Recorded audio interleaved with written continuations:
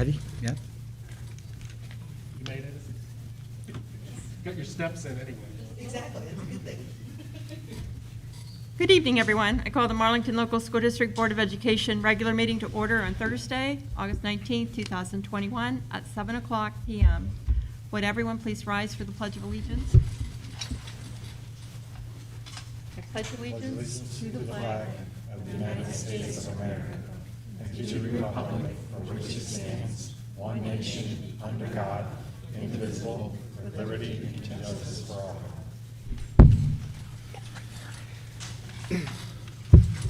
The reading of the mission statement. In collaboration with staff, community, parents, and students, the Marlington Local School District will develop lifelong learners who understand and apply knowledge and demonstrate excellence in pursuing the highest standards with effective intervention to challenge every student. This meeting is a meeting of the Board of Education in public for the purpose of conducting the school district's business and is not to be considered a public community meeting. Dr. Main, would you please call the roll? Mrs. Gabrick. Here. Mr. Hagan. Here. Mrs. Humphrey. Here. Dr. Mason. Here. Mr. Mish. Here. Adoption of the meeting agenda. Is there a motion for the Marlington Local Board of Education to adopt the following agenda for the August 19th, 2021 regular meeting? So moved. Second. Are there any additions or corrections? Is there any discussion? Please call the roll. Mrs. Gabrick. Yes. Mr. Hagan. Yes. Mrs. Humphries. Yes.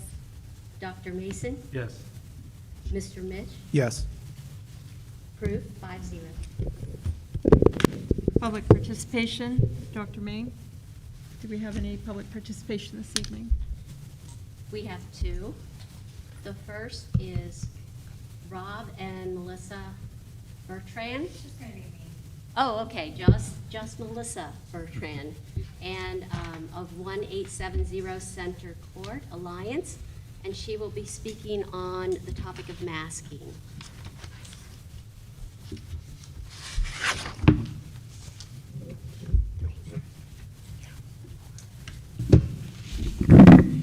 Kind of short, I apologize.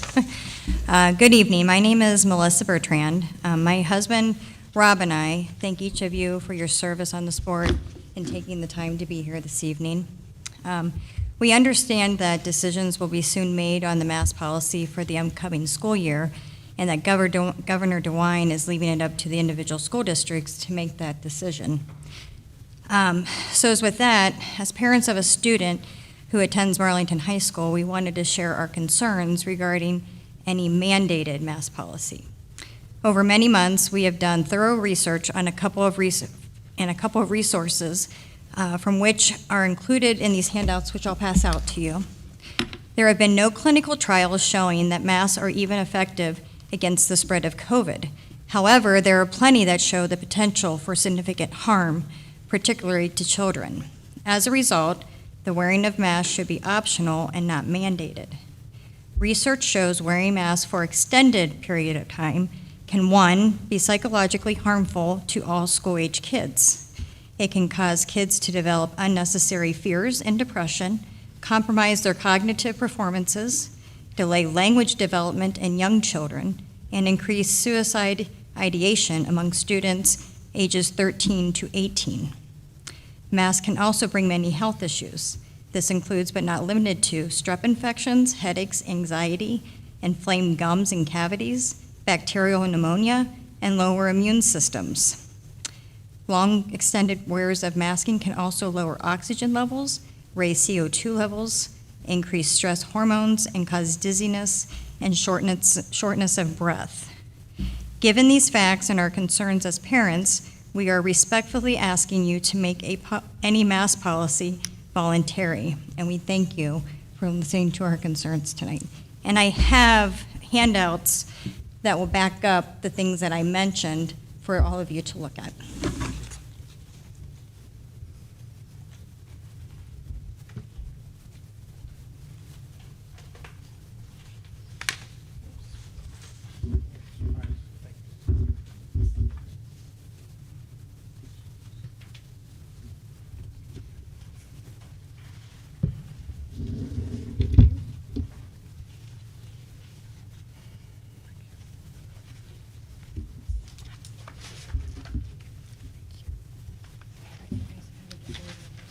we'll share. Oh, Patty and I will share, sure.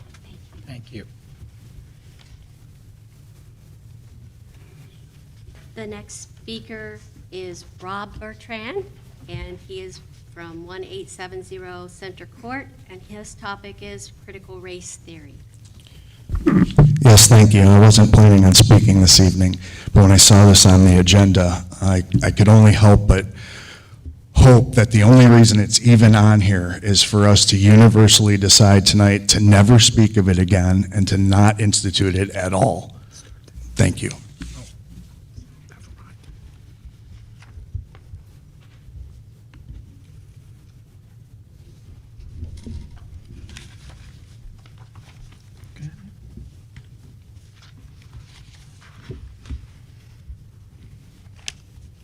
Is there,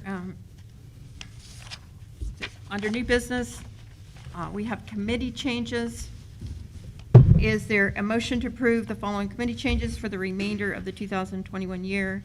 Matthew Mish to replace Daniel Stevens on the Curriculum Committee and the Buildings and Ground Committee. So moved. Second. Is there any discussion? Please call the roll. Mrs. Gabrick, Yes. Mr. Hagan, Yes. Mrs. Humphries, Yes. Dr. Mason, Yes. Mr. Mish, Yes. approved 5-0. Levy discussion. I'll turn this over to Dr. Mike. Good evening, everybody. I just wanted to come back and kick off the discussion about a levy in the district. We had decided not to go on the ballot in November, so we didn't talk about this maybe for a meeting or two, but just want to remind the board of the dire need that we have to put an operating levy on the ballot soon. The district, it's been almost 20 years since the district has had an operating levy. I know past one. And just a little bit of information for you. We're in a little bit of an interesting situation because the board could radically change in November. The problem with that is you have to put levy ballot language in place 90 days before the election. So the board almost has to decide in January, it does have to decide in January, are we going to put a levy on the ballot, and what's the levy, how much? Is it going to be an income tax? Is it going to be a property tax? So I would just like to make a suggestion to you, and you obviously don't have to decide this tonight, but I wanted to suggest to you that we set a date in November, just after the board elections, and we hold a work session and discuss. We would invite the new members, whomever's on that board, to have a discussion about what type of levy, how much it needs to be, and I'll have Dr. Main will fill you in on all the statistics again. Here's how much we think we need. Here's how many mills, or what percentage property tax, and that way we're sort of prepared rather than ushering in a new board in January and then that meeting almost saying you have to pass a resolution to, because it takes 2 board meetings and twice. I think that's really for tonight, the best that I can impart to you. So if you have any questions for me or Dr. Main, we'd be happy to answer those. Does anyone have any questions? I guess as we're starting to think about, the only question I would have is on the ESSER 3 money, do we know how much of that is going to affect the bottom line in a positive way, that we would be lessening some of our day-to-day expenses that's covered by that? How's that going to impact like the 5-year forecast and what your anticipated year-end outlook of how we're going to end up? We submitted that application, the final application today. We will find out of the approval. We have some going to curriculum. We have some going to some professional development. And of course, we have some going to the staffing, just to help the kids if there may be some sort of a gap or learning loss due to our COVID-related closure or online piece. So I should have more details for you at the next board meeting. Thank you, I appreciate that. Any other questions in regard to levy? Oh, I have a question. At what point will the board need to decide whether it's an income tax versus just a real estate? Just the same day you decide how much. So January, whenever you do the motion, that's when, I mean, correct me if I'm wrong, but that's when so if we have all the facts for either or both, same time. Okay. Is there a way to give people an option of how to do it? I don't know if it could be split, like some people do income tax versus whatever. I don't, since, I'm kind of new again, is that something that can be done or not? I don't know, technically can, but I don't think we would want to do that. I think we would want to decide for this levy, well, it'd have to be two separate levies. And then you get into, well. They have to be split. Yeah, they would, Okay. yeah, it can't be all in the same yes or no vote. So it is a yes, but it just depends. So it could be done, it just depends. It'd be two different different levies. motions Are already. you asking if it could be an optional for the taxpayers? Yeah, because what if some I people don't can believe that. afford it one way and some can't afford the other way? I It don't, It I can't be don't. optional. You can split it, but Yeah. it's across the board. has to be across the board no matter what, okay? Yeah. I mean, I think some of our people don't understand that. I think that's something we have to, that's why I'm trying to ask those questions, because I Yeah. think there's people at home that don't understand. It's one or the other. Yeah. You know, And I think we need to- that's a we really, We have to define that for them. That's a good question. I'm working on a fact sheet for everybody that we'll put out that says, well, what is an earned income tax? What is a property tax? It's like a simple page, comparison. And we'll have that soon, just with school starting and everything. We will have it, should have it very soon, so, Thank you. good question. General Legal Services, Mrs. Humphrey, since you introduced this, if you would like to go ahead and present your motion. I make a motion that the superintendent is authorized to select and employ legal counsel and to initiate legal action to protect and/or defend the interests of the board, district, students, and/or its employees, and report such action to the board at the next board meeting. Such actions may include, but are not limited to, selecting representation for the Tax Incentive Review Council, appeals of tax issues, workers and unemployment compensation, litigation, and actions before administrative agencies.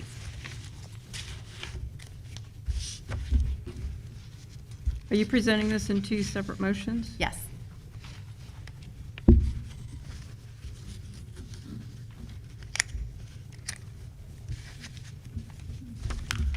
Is there a motion?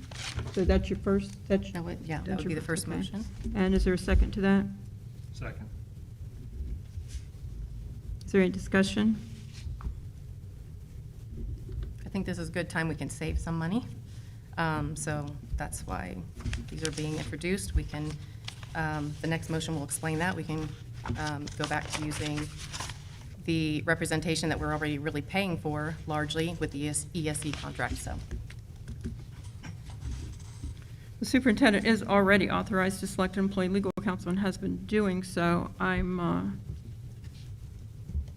not understanding. Are you unable to get a hold of counsel or our tax incentive review and the other legal actions that's taking place?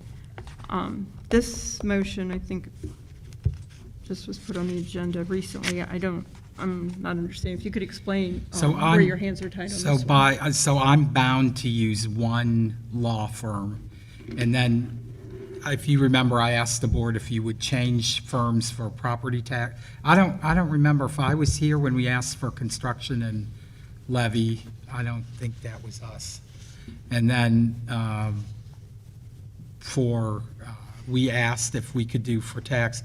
But I am only able, I don't have the authority to choose. Like if I need a second opinion, or if I want to use, like I might say, well, this law firm is better with special ed, I want to use them. I don't have that authority. This is something you might see, you would often see in an organizational meeting. Wherever else I've been, this is what was there. This is not in ours, from what I understand. Okay, so the attorneys that we have set up through the previous motions would be Attorney Markling. We have the Stark County prosecutor set up, Robert Morrow for the tax incentive review, which we were using prior and continued on at your request, and there's a motion already in place for that.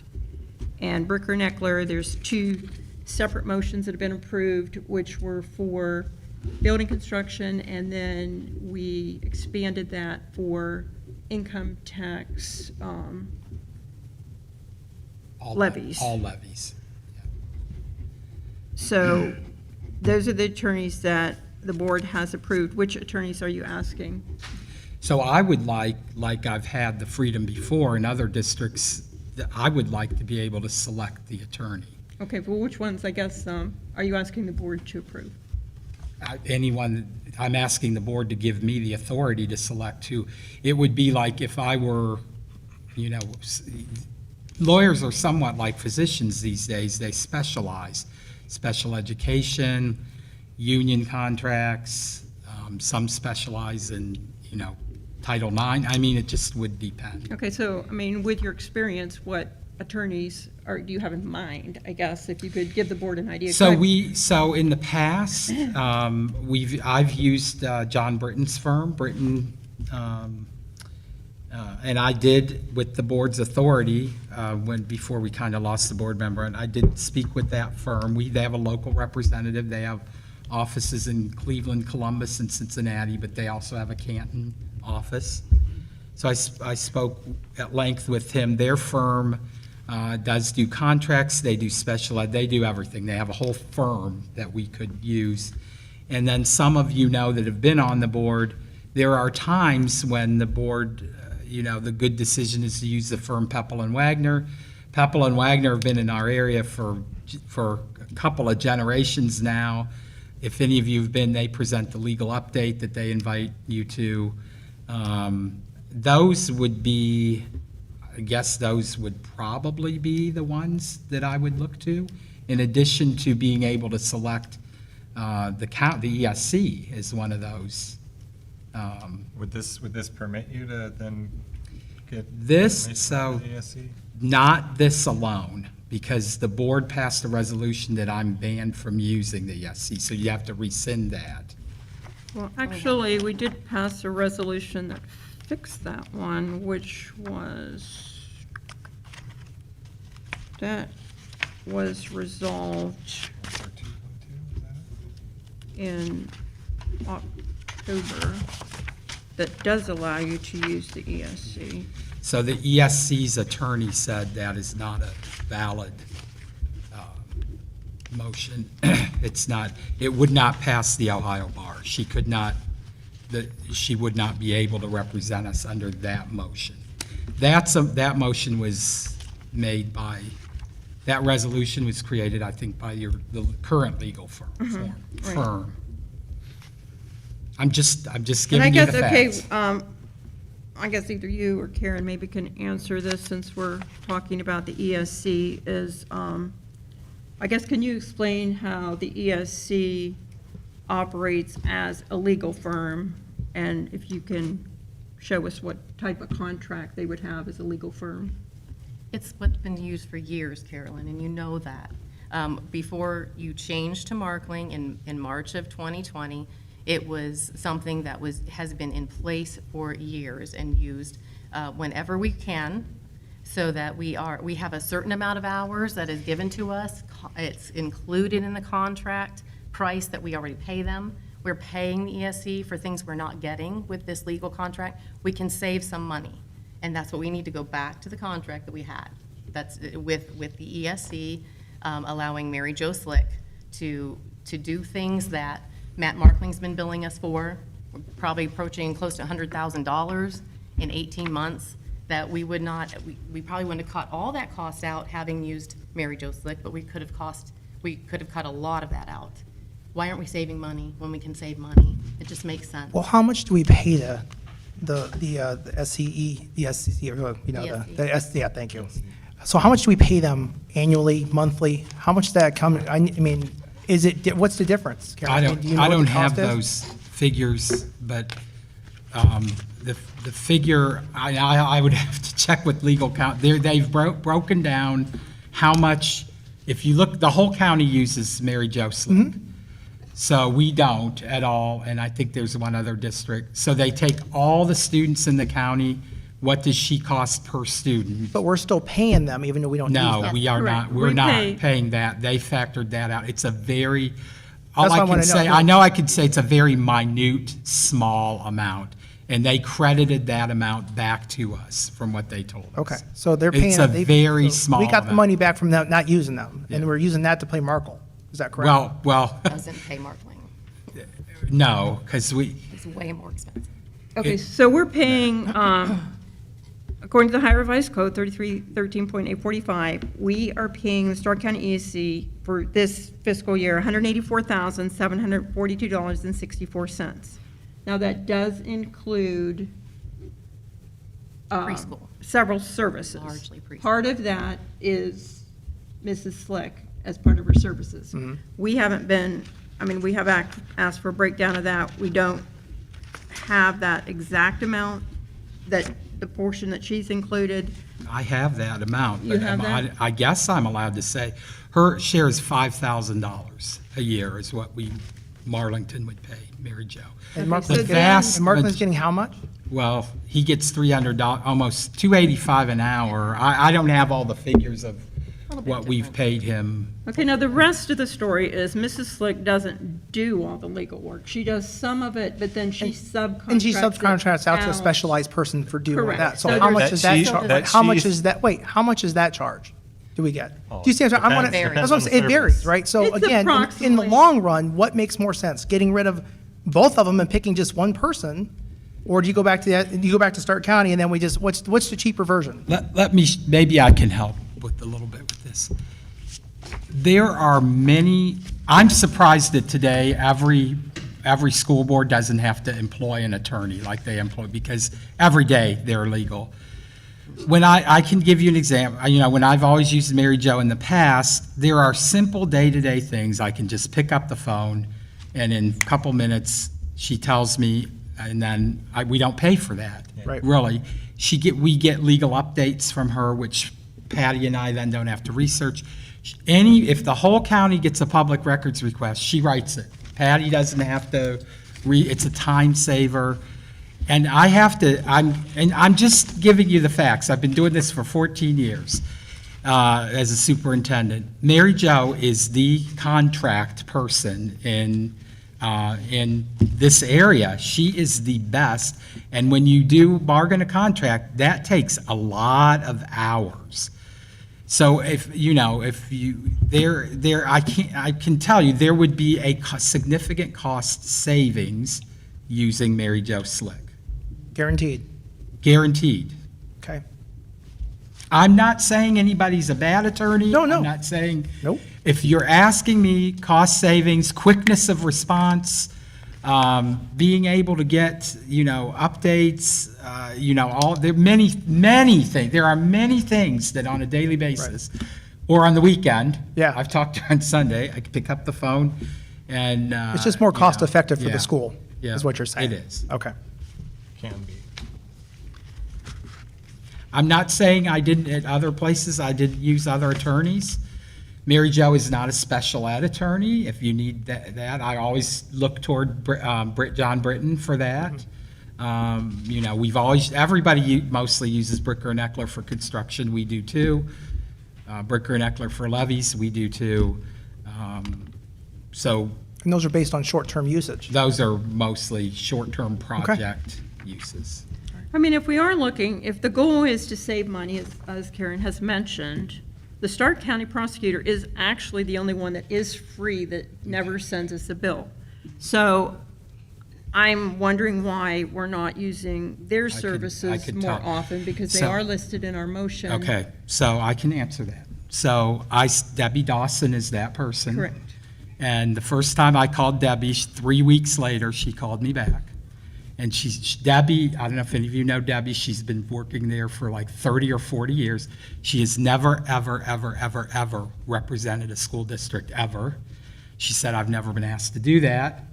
I called her about a week ago for some advice, and she took about a week to get back to me. I need to call somebody. When I need somebody, I need them that day. And Debbie was set up because there are factors that happen in the law where you have to work with the prosecutor. And we might be talking about one of those tonight. But Debbie is not a person I can pick up the phone. Debbie's the board counsel for the DD, for the health department, for big entities in Stark County. It's not like I can pick up the phone and call her and say, you know, that's just the best that I can. She's not a school board or school attorney. She serves a function with the prosecutor. And that's the way the law was written, way before we knew we'd need school board attorneys for everything. Patty, could you go over the legal costs that we've had? Do you have that information that you could give us, like 4 years ago, 3 years ago? Do you have that I can get information? We'd that have for to- you. You don't have that I available don't tonight? have that available. I'm just wondering, because I know we've had multiple attorneys that we've used over the years that we've had to pay for. And although we have used Mary Jo Slick, we've had numerous other attorneys that have been used by the district. I can get that for you. I'd also just like to clarify that if you're going to compare services rendered by Mary Jo Slick versus services that have been rendered by Markling, there are a lot of services that he provides that she would contract out to other people. Right. Which would then cost the school district. So. But in the long run, is that? 5,000 to that much. I guess I'm the just question, saying yeah, but in the whole question is amount. then, is it cheaper to do it that way with the specialized people versus just having one guy pay for it, and we're paying what his could be like 3 times the amount of someone that's paying $150? Do you know what I'm saying? Like, Yeah. we got to see what the cost effective. Well, That's why, if Patty knew any numbers like that, we might be able to give you a better answer of what you want to do with it. Exactly. I mean, it all comes down to what the cost is and what we're saving everyone money for, and that's what's important for this district, so. Right, and I believe the hourly fees are very similar for the firm she uses. I think they're about $285, maybe a little more than what we're paying. which Still I think is $15 less. $285. So, pardon? It's still $15 less than 300, so. No, We're not Matt paying for is, it. You see what I'm saying, Matt you Matt know. is We're not paying $285, 300. Britton is $275. And all I can give you is my past experience. In the 8 years I was at Northwest, maybe 3 times, 4 times, I used somebody other than Mary Jo for general legal. I know at least, mostly that was special ed, because Mary Jo's not a special ed. But I can also tell you, it's not apples to apples, because you may get a special ed case that an attorney can solve in a day.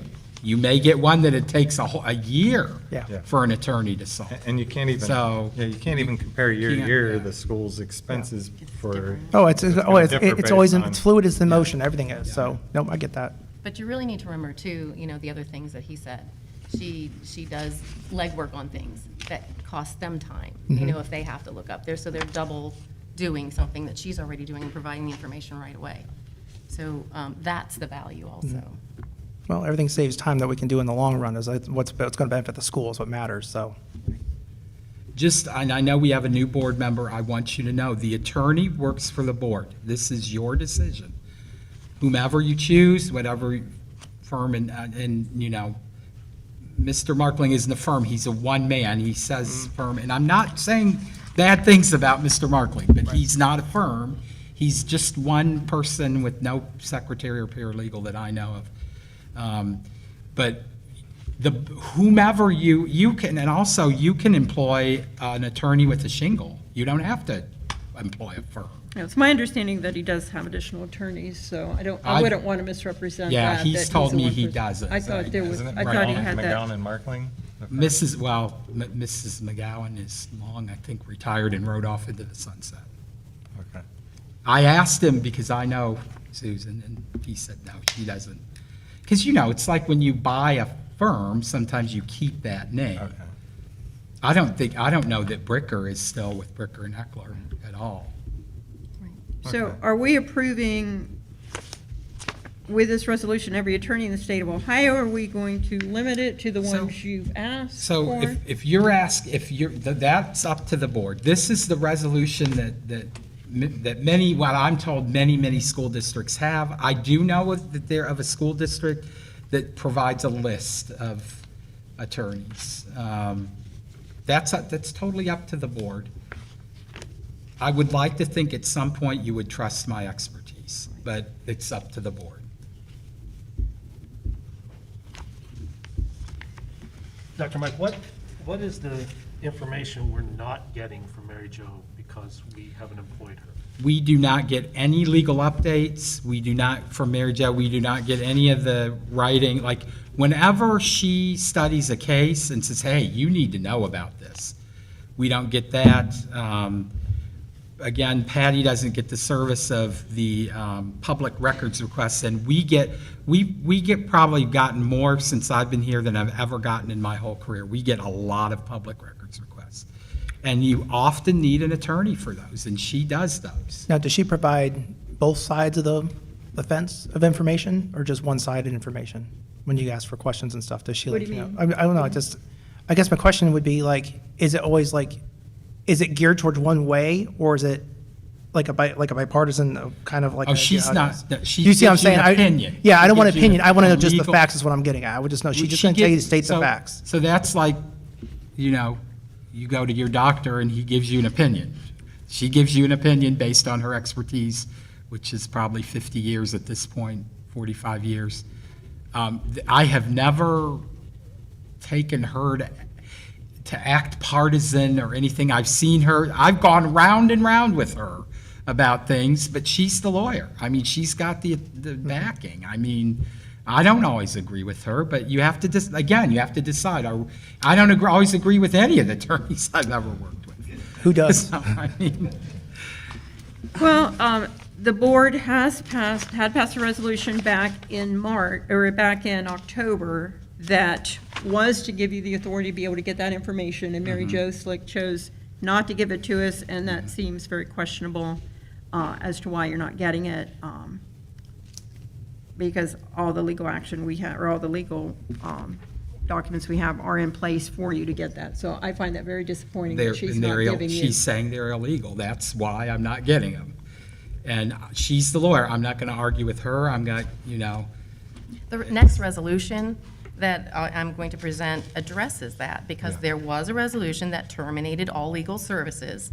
Let's, with Karen, her. we're on this, on the Right, first but one. You you're said this was continue going to be asking questions two. about something that we can, let's vote on this. Let's just vote on it. So what we have to determine, are we going to specify the attorneys, or it's going to be carte blanche for every attorney available? I think he's already mentioned the attorneys that he, the group that he would be Okay, looking we to, can and I add think those we to can it then. trust his And I opinion. think the purpose of the previous resolution that Attorney Slick, for whatever reason, didn't approve, the intention of that part of that was this anyhow. So basically, we'd be voting on this separately from that resolution. unless Right, that's we're what it voting on is. separate. Many school boards list out the attorneys that their superintendent would be using. The question is, are we going to list them out? We have several already approved, but we need to apparently lengthen the list. again, that's up to you. Is that, does the board want to list the attorneys or not list the attorneys? I think if we're going to trust Dr. Mike to be the superintendent he is, I think we let him do what he's got to do. Does anyone disagree?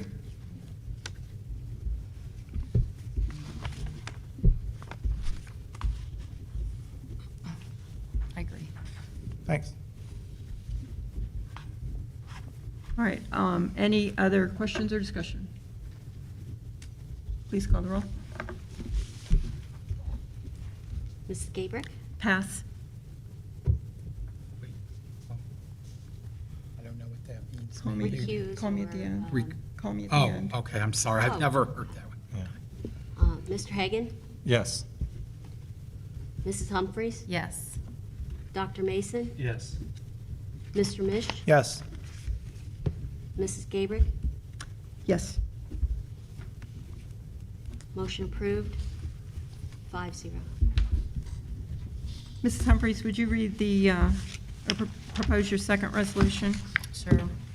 Whereas on May 11th, 2020, the Marlington Local School Board of, Marlington Local Board of Education, the board, passed resolution number 133.20, the resolution, and whereas the resolution terminated all legal services from 2 law firms in the Stark County Educational Service Center, the ESC, and/or General Counsel Mary Jo Shannon Slick, and whereas the resolution also terminated in part legal services from 2 other law firms, and whereas the board now desires to rescind the resolution and reinstate the legal services in the same manner as they were formerly provided by the SCESC/General Counsel Mary Jo Shannon Slick, which included selecting and coordinating outside counsel when necessary.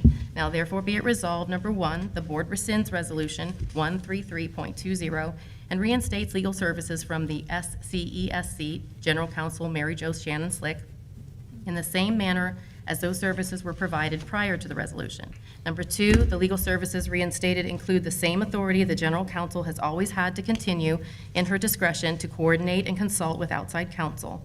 Number 3, the board effective immediately terminates Matthew John Markling as its general counsel and terminates the engagement agreement with the law firm of McGowan and Markling Company, LPA.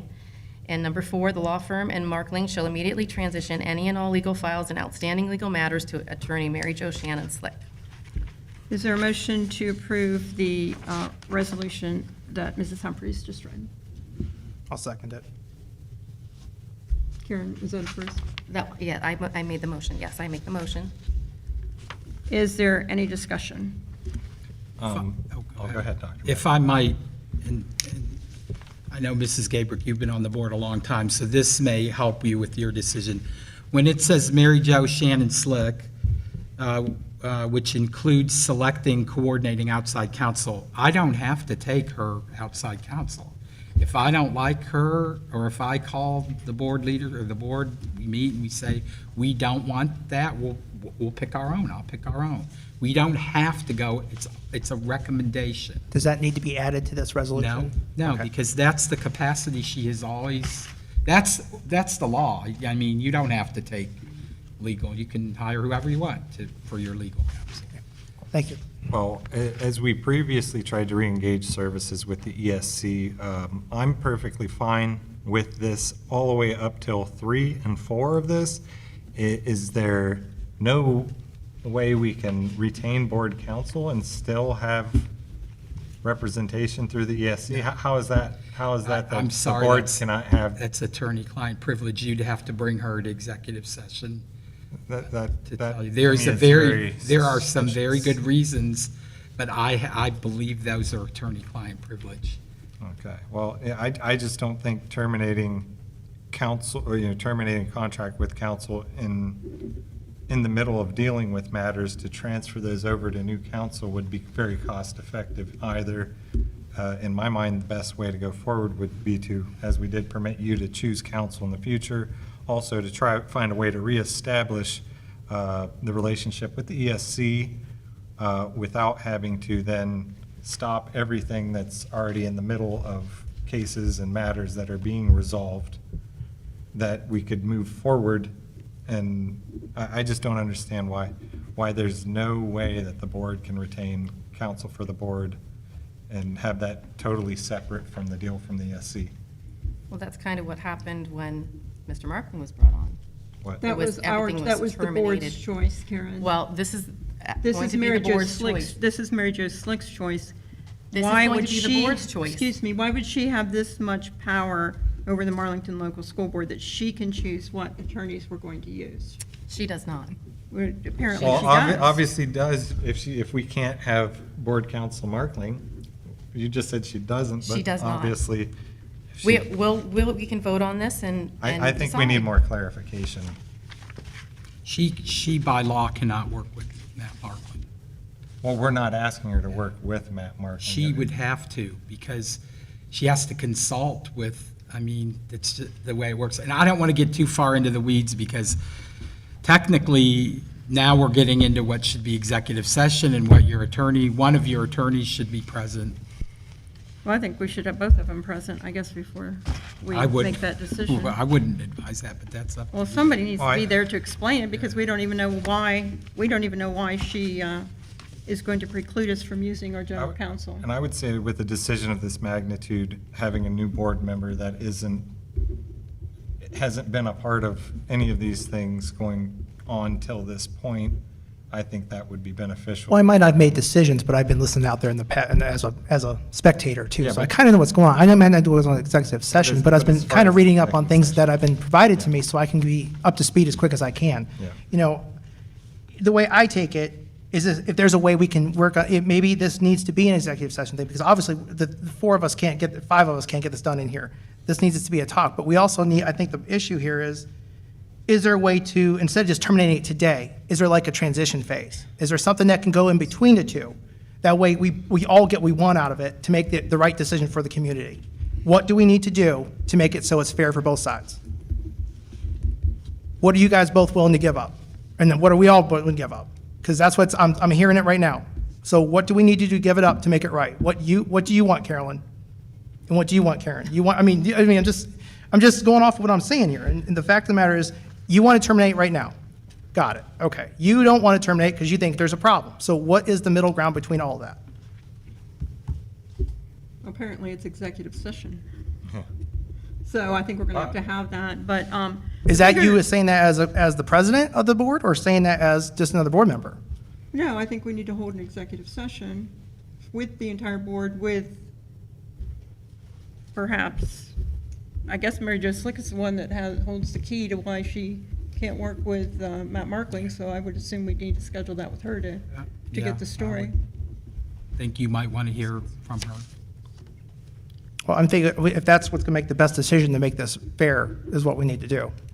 Well, the bigger issue here is rescinding this motion is not a proper motion and is not actually in order due to the rescind motion occurring too late, and the district has already taken action on the original motion that was put in place back in May. So roll call will not be called on this. May I ask one more question? How many more things is Markling and them doing for the school? How many more things are they involved with? Like, what other contracts are out there? We can't disclose those? We don't, or is that something we can't disclose? Well, I can tell you that in executive session. Another executive session meeting. Okay. Well, that would be, I'm sorry, but there are Oh, no, things we can't. If that's something that's discuss legally in that public. can't be discussed Yeah. out in public, I think that, again, the public needs to see that too. I mean, we're trying to, we want to educate everyone as we're doing this to see there's reasons why some things are being said here and some things have to be said back there. And this is one of those things. It comes down to legal issues. So if that's what it is, then we need to go back there and talk about it. So, and Well, they we do have to have it on the understand. agenda for tonight, but just so you understand the rescinding a motion means that the motion never existed, which means we would just be erasing the contract we have with Attorney Markling, which makes it a problem for Patty to pay the bills, for Dr. Mike to have received these past services, if we just completely erase that motion. I don't see where how we- that not makes a true. difference to That's not not pay the true. bill. I mean, if I switch attorneys right now with something else, I'm done paying the one attorney, finish paying, moving on to another one. Am I The missing something? rescinding the motion is where we had the attorneys listed. So. It's the resolution to no, that. And that's I have not true. verified that with OSBA. Attorney Van Keating said that rescinding is not the proper motion. Sure his name's in the minutes, please. Attorney Van Keating. So contacted OSBA about this already? Yes. So you kind of knew this was going to happen. Well, I saw it on my agenda. Am I, I read her motion on the agenda. It was an attachment to our agenda When did you speak with OSBA? today. welcome to the board, yeah. All right. I called them I mean, I'm just not, today I'm not to trying to cause a conflict here. I'm just trying to understand Oh, I didn't write the the time process of down. this because I it seems spoke like to this him. is getting us nowhere. Oh, Spoke she to him apparently today about talked to him noon. today, and this got, when did you have this added to the agenda? It was on Tuesday. Before 4 o'clock. Right. It didn't get typed in till Wednesday morning, though, because I don't, you guys are kind of putting me in the middle, but OSBA is not supposed to be giving legal advice, from what I understand. That's true. And that man may be in some hot water. What was his name again? Do we know that you What- talked to? what- They Who you know. talked to? I talked to Mr. Keating. Mr. Keating. Keating, Okay. or Van Keating, which is. Yes, yes. The motion was made and it was seconded. So we should vote. Roll call will not be taken because rescind is not a proper motion and is not in order. If this was, It does if not if this is a follow- legal resolution that was created by Attorney Slick, then Carolyn, what policy is that you're saying that is, so I can read it, if you don't mind, that you're coming up with, that says you can't rescind and we can't It's vote on it, we can't do a recall? parliamentary procedure, Robert's Rules of Order. You can read that under, also under our policy that says we will follow Robert's Rules of Order and parliamentary procedure. And it is under rescind a motion. that doesn't trump So, a legal document. Karen, did you reach out to Attorney Slick to put this motion together? I got this from Attorney Slick. You got it from who? Attorney Slick. I just don't understand, because according to her, she can't give legal counsel to the board because of our previous resolution, yet If you you reached asked her out to her and she something. did. So I'm just at a Carolyn, loss here, but- how she can pick But and choose. Carolyn can ask for anything from anybody and employ But she's she's people blocking and- updates to Dr. Mike, yet when you reach out to her, she can If I offer ask you for something- resolutions? If I ask for something, I don't know, that just seems kind of strange.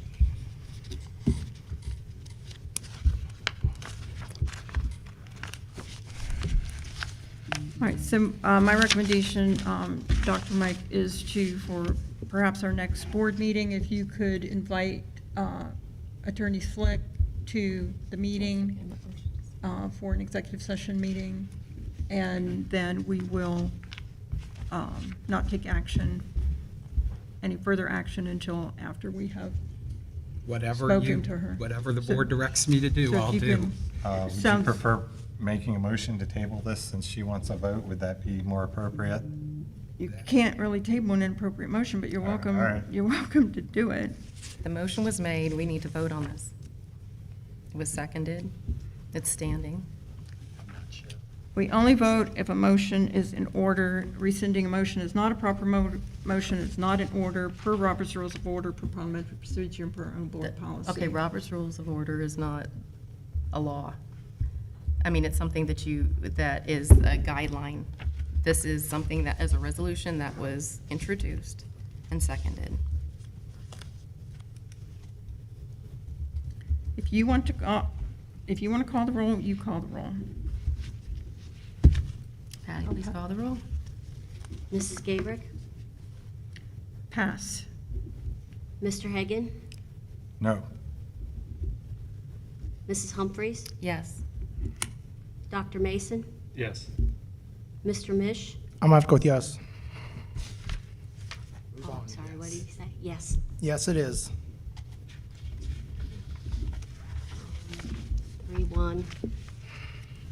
Approved. You have to circle, do you want her to circle back? Oh, I'm Can I sorry, hear- pass. Can you list the Gabrick. votes? Mr. Hagan, no.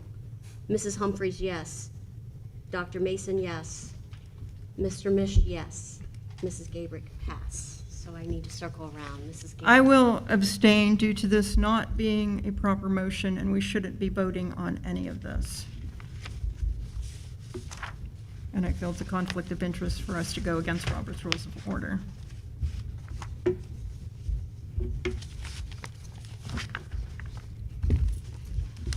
Okay, should we move to the next? That'd probably be a good idea. Okay.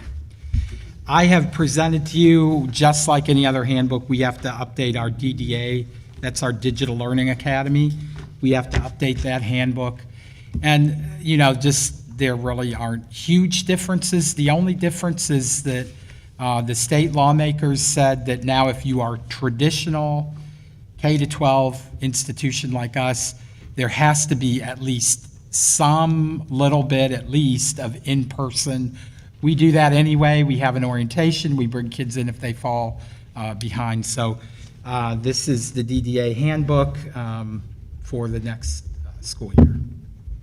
Is there a motion to approve the superintendent's recommendation for the 2021-22 DDA handbook as presented in Exhibit C21? So moved? Second. Is there any discussion? Please call the roll. Mrs. Gabrick, Yes. Mr. Hagan, Yes. Mrs. Humphries. Yes. Dr. Mason. Yes.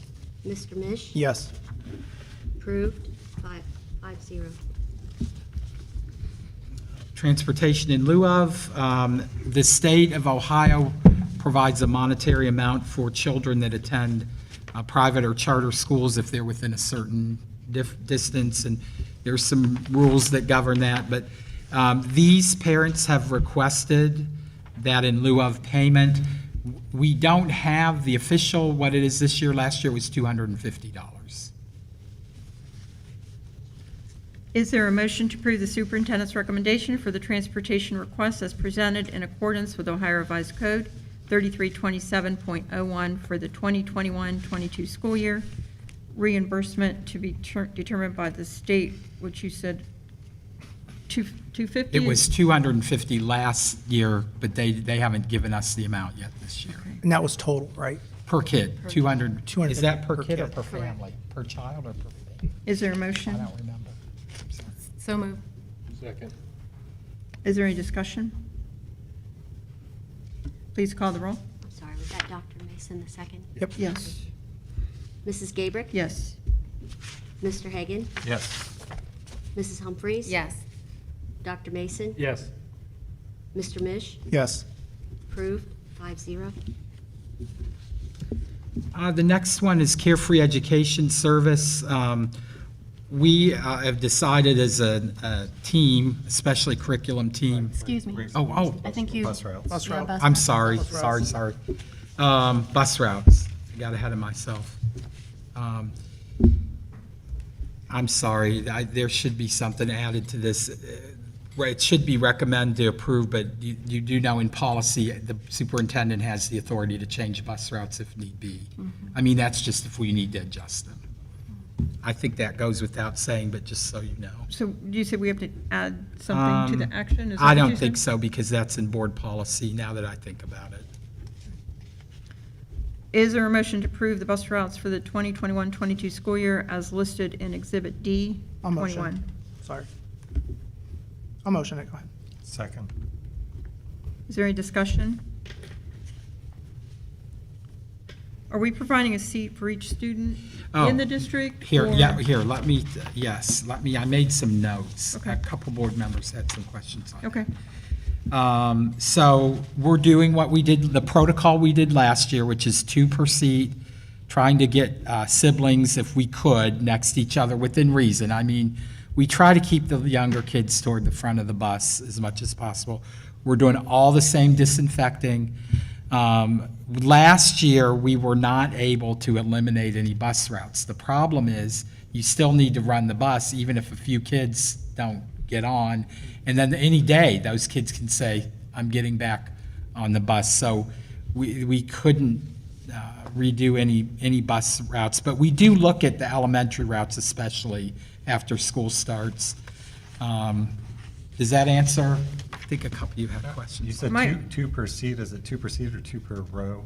2 per seat. 2 per seat. Oh, 2 per seat. Okay. What's the longest ride any kid has, do we know? Oh, that's a good question. Thanks. I don't know. Got a lot of them, don't I? Yeah, that's okay. We'll get the answer for you. So are we providing What's the transportation? longest Right. ride? Are we providing transportation for every student, or have we reached out to the parents and just received commitments as to who is riding the bus and only providing for the students who have committed? We have not done that. And the problem with that is it's not always accurate. They might say, yeah, yes, we want the bus, but then, they may or may not, or, I mean, would there- yes, we are providing for every student. Would there be a cost saving, and how much would that be if we, I talked to Mrs. Sickles, she said there wouldn't be a cost savings because we would still have to run that route. There's not enough kids that say, I'm not taking the bus, all of a sudden, any different than what we've had, if that makes sense. I mean, she kind of knows where the kids are, and I know a lot of people have noticed that the buses don't have that many, not right now, but during the school year, that they don't have that many students on.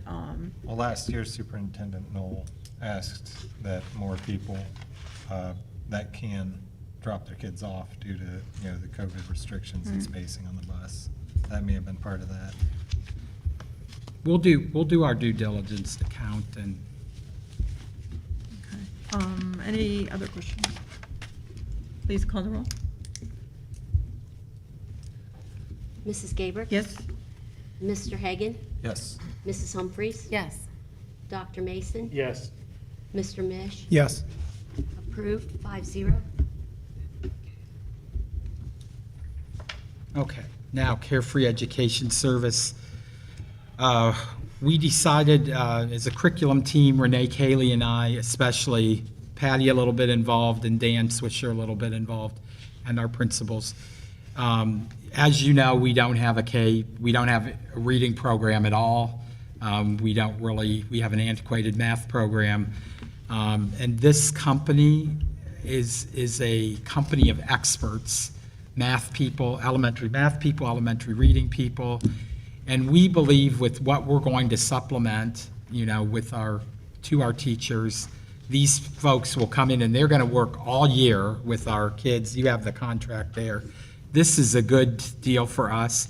We don't have to pay them any benefits or anything. This is just, we're subcontracting with them with some of our ESSER funds. And these folks are well-known, established curriculum folks. And sometimes it's good for our teachers to have an expert from the outside come in. So this is the route I'd like to go. Is there a motion to approve the superintendent's recommendation for the contract with Carefree Educational Service Group, LLC, for $39,650 to provide professional development for the Marlington School District K-5 teachers during the 21-22 school year to address the COVID-related learning loss with reading and math using Fund 507 ESSER 3 as outlined in Exhibit E21. So moved? Second. Are there any questions?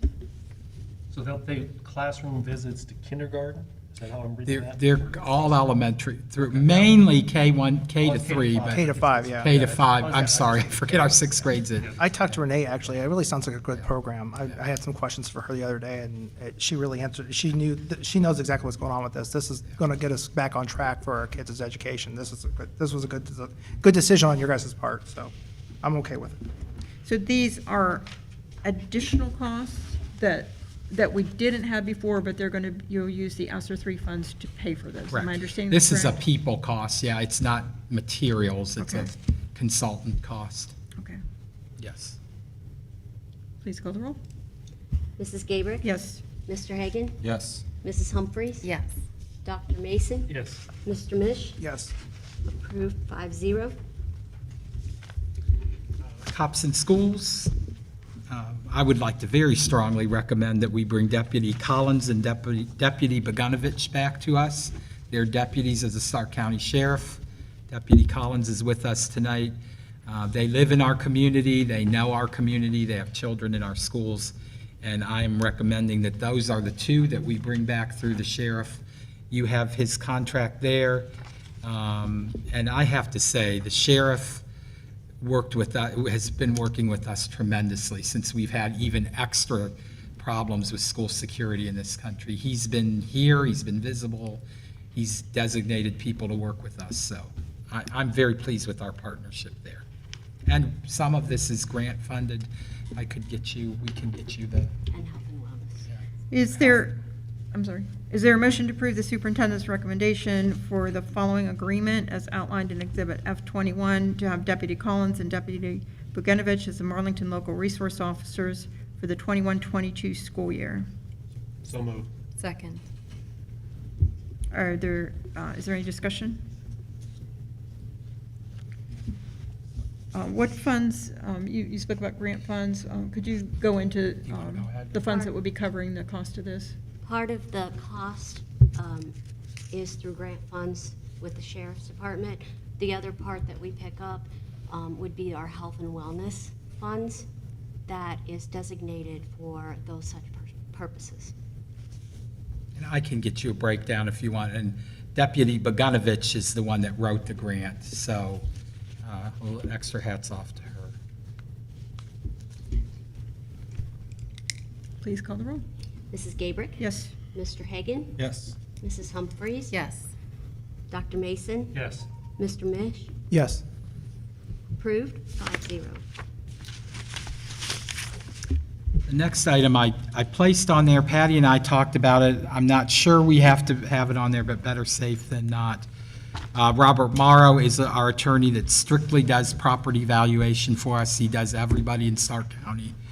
And he is moving firms.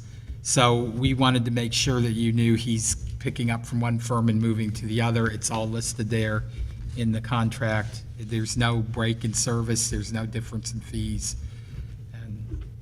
But I'd like the board to approve that, just so you know that's happened. Is there a motion to approve the superintendent's recommendation to release documents pertaining to Marlington Local School District from Lane Alton Attorneys at Law to Park Street Law Group LLC due to the office relocation of Attorney Robert Morrow as outlined in Exhibit G21? I'll amend it. Second. Is there any discussion? Please call the roll. Mrs. Gabrick? Yes. Mr. Hagan? Yes. Mrs. Humphries? Yes. Dr. Mason? Yes. Mr. Mish? Yes. Approved, 5-0. Foreign exchange students, it's nice to be able to welcome back foreign exchange students, and I'm so happy to say one of these is from Italy. In addition, we will have a richness of young people to come to our school. It's great for our students, it's great for them, so I have two more for you to approve. Is there a motion to approve the superintendent's recommendation for the following foreign exchange students for the 21-22 school year? Michaela Cantarella, Exhibit H21, and Lilu Felipe, Exhibit I21. So moved. Second. Any discussion? Please call the roll. Mrs. Gabrick? Yes. Mr. Hagan? Yes. Mrs. Humphries? Yes. Dr. Mason? Yes. Mr. Mish? Yes. Approved, 5-0. Frequency of board meetings. Is there a motion to have one regular board meeting for the following months on the third Thursday of the month, September, October, November, and December? So moved. Second. Is there any discussion?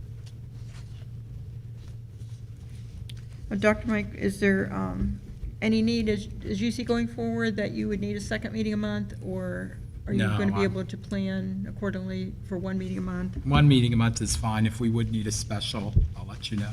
And then with us having one meeting a month and they're a little more lengthy, is there any interest in changing the time to, for example, 6:30?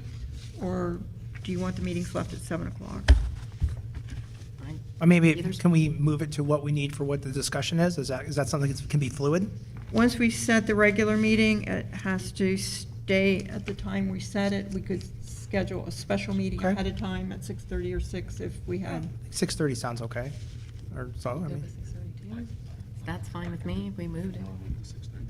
that way it gives us an extra half hour if we go into it, I guess. Dr. Mason, you said I'm you're fine. okay with that? All right, so is there a motion to have the one regular board meeting as said amending the time to 6:30? So moved. Second. And is there a discussion on the amendment of changing the time of the regular board meetings to 6:30? Please call the roll on the amendment. Mrs. Gabrick? Yes. Mr. Hagan? Yes. Mrs. Humphries? Yes. Dr. Mason? Yes. Mr. Mish? Yes. Oh, approved, 5-0. I'm so sorry. Thank you. And the motion on the floor is to have one regular board meeting for the month, the third Thursday of the month for September, October, November, and December, with the amending the time to 6:30. Is there any discussion on the motion as amended? Please call the roll. Mrs. Gabrick? Yes. Mr. Hagan? Yes. Mrs. Humphries? Yes. Dr. Mason? Yes. Mr. Mish? Yes. Approved, 5-0. critical race theory, I'll turn this discussion initially over to Mr. Hagan. Dr. Mike, did you have anything to say first? Is that No, okay? I'll let you. Okay. I've got a non-discrimination policy for combating race and sex stereotyping to deal with critical race theory concerns. This doesn't by itself prohibit critical race theory, but it does draw out a lot of the areas that some believe they have concerns with critical race theory. I also got a letter of recommendation for this policy from Representative Reggie Stoltzfus. I can read his recommendation letter, and then I'll go ahead and read the policy. Hey, Josh, maybe you should read your policy first, so they can hear it, then you can see why he recommended it. Either way. Oh, that's fine. All right, so A1, no district employee, subcontracted employee, volunteer, or any other person permitted by the district to teach or make presentations while acting in his or her official capacity shall provide any survey, instructional material, or other information to any student promoting the following. A, that one race or sex is inherently superior to another race or sex. B, that an individual, by virtue of his or her race or sex, is inherently racist, sexist, biased, or oppressive, whether consciously or unconsciously. C, that an individual should be discriminated against or receive adverse treatment solely or partly because of his or her race or sex. D, that members of one race or sex cannot and should not attempt to treat others without respect to race or sex. E, that an individual's moral character is necessarily determined by his or her race or sex. F, that an individual, by virtue of his or her race or sex, bears responsibility for actions committed in the past or present by other members of the same race or sex. G, that any individual should feel discomfort, guilt, anguish, or any other form of psychological distress on account of his or her race or sex. H, that meritocracy, or traits such as hard work ethic, financial responsibility, natural marriage, good parenting, respect for the law, and other categories are racist or sexist or were created by a particular race or sex to oppress another race or sex. And 2, for purposes of this policy, the term sex shall have its scientific and traditional meaning of the status of being male or female as biologically determined before birth at the DNA level. And then I'd like to read his letter of recommendation. He writes, I commend this move to protect the consciences of public school faculty and students within Ohio House District 50. The proposed updated policy signifies the seriousness with which Marlington Board of Education takes matters that pertain to the dignity and respect of its school district. I commend them for this. Critical race theory is dangerous as an ideology when it is used to divide and demonize. No one should be coerced into adhering to or forced to teach someone to adhere to its more extreme tenets. There is a big difference between teaching about an ideology and being forced to teach it as truth. No school personnel should be made to teach or express something as true that they sincerely do not believe is true, and no student should be made to affirm something is true in order to pass a class. Residents of Ohio House District 50 can applaud this action by a local school that serves their community. I certainly do. Sincerely, Reggie Stoltzfus, State Representative, 50th Ohio House District. Any discussion? So you want me to make some comments? So I did contact our legal counsel on this one, and he did not get back to me. I did contact Neola, which is our policy. He says Neola does not have a specific, and you all have this, Neola does not have a specific policy dealing with critical race theory. Neola will not address this issue. If your board approves a district or attorney-drafted resolution or policy, it is highly recommended that the district's counselor approve this resolution, which means board counsel, or policy, since they would have to be the one to defend it if it is challenged. So Neola would not defend it. The topic will continue to be a political issue, and I question the need to address this in a policy. If this is a critical issue with your board, maybe your board would consider a resolution or a statement, but not a policy that makes requirements, and maybe something that you cannot police. I know that other districts have made resolutions or statements. They didn't make a policy. Oddly enough, the prosecutor from the prosecutor's office did call me. She called me about what I originally called her, and she asked me about this particular issue.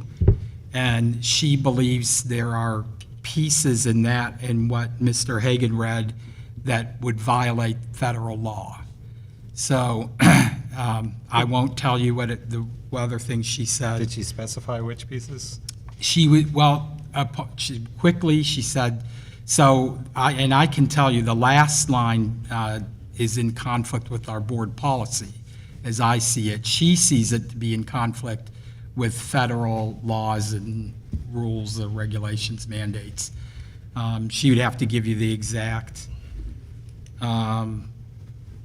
let's see, what else? Do you have the board policy that is in conflict with?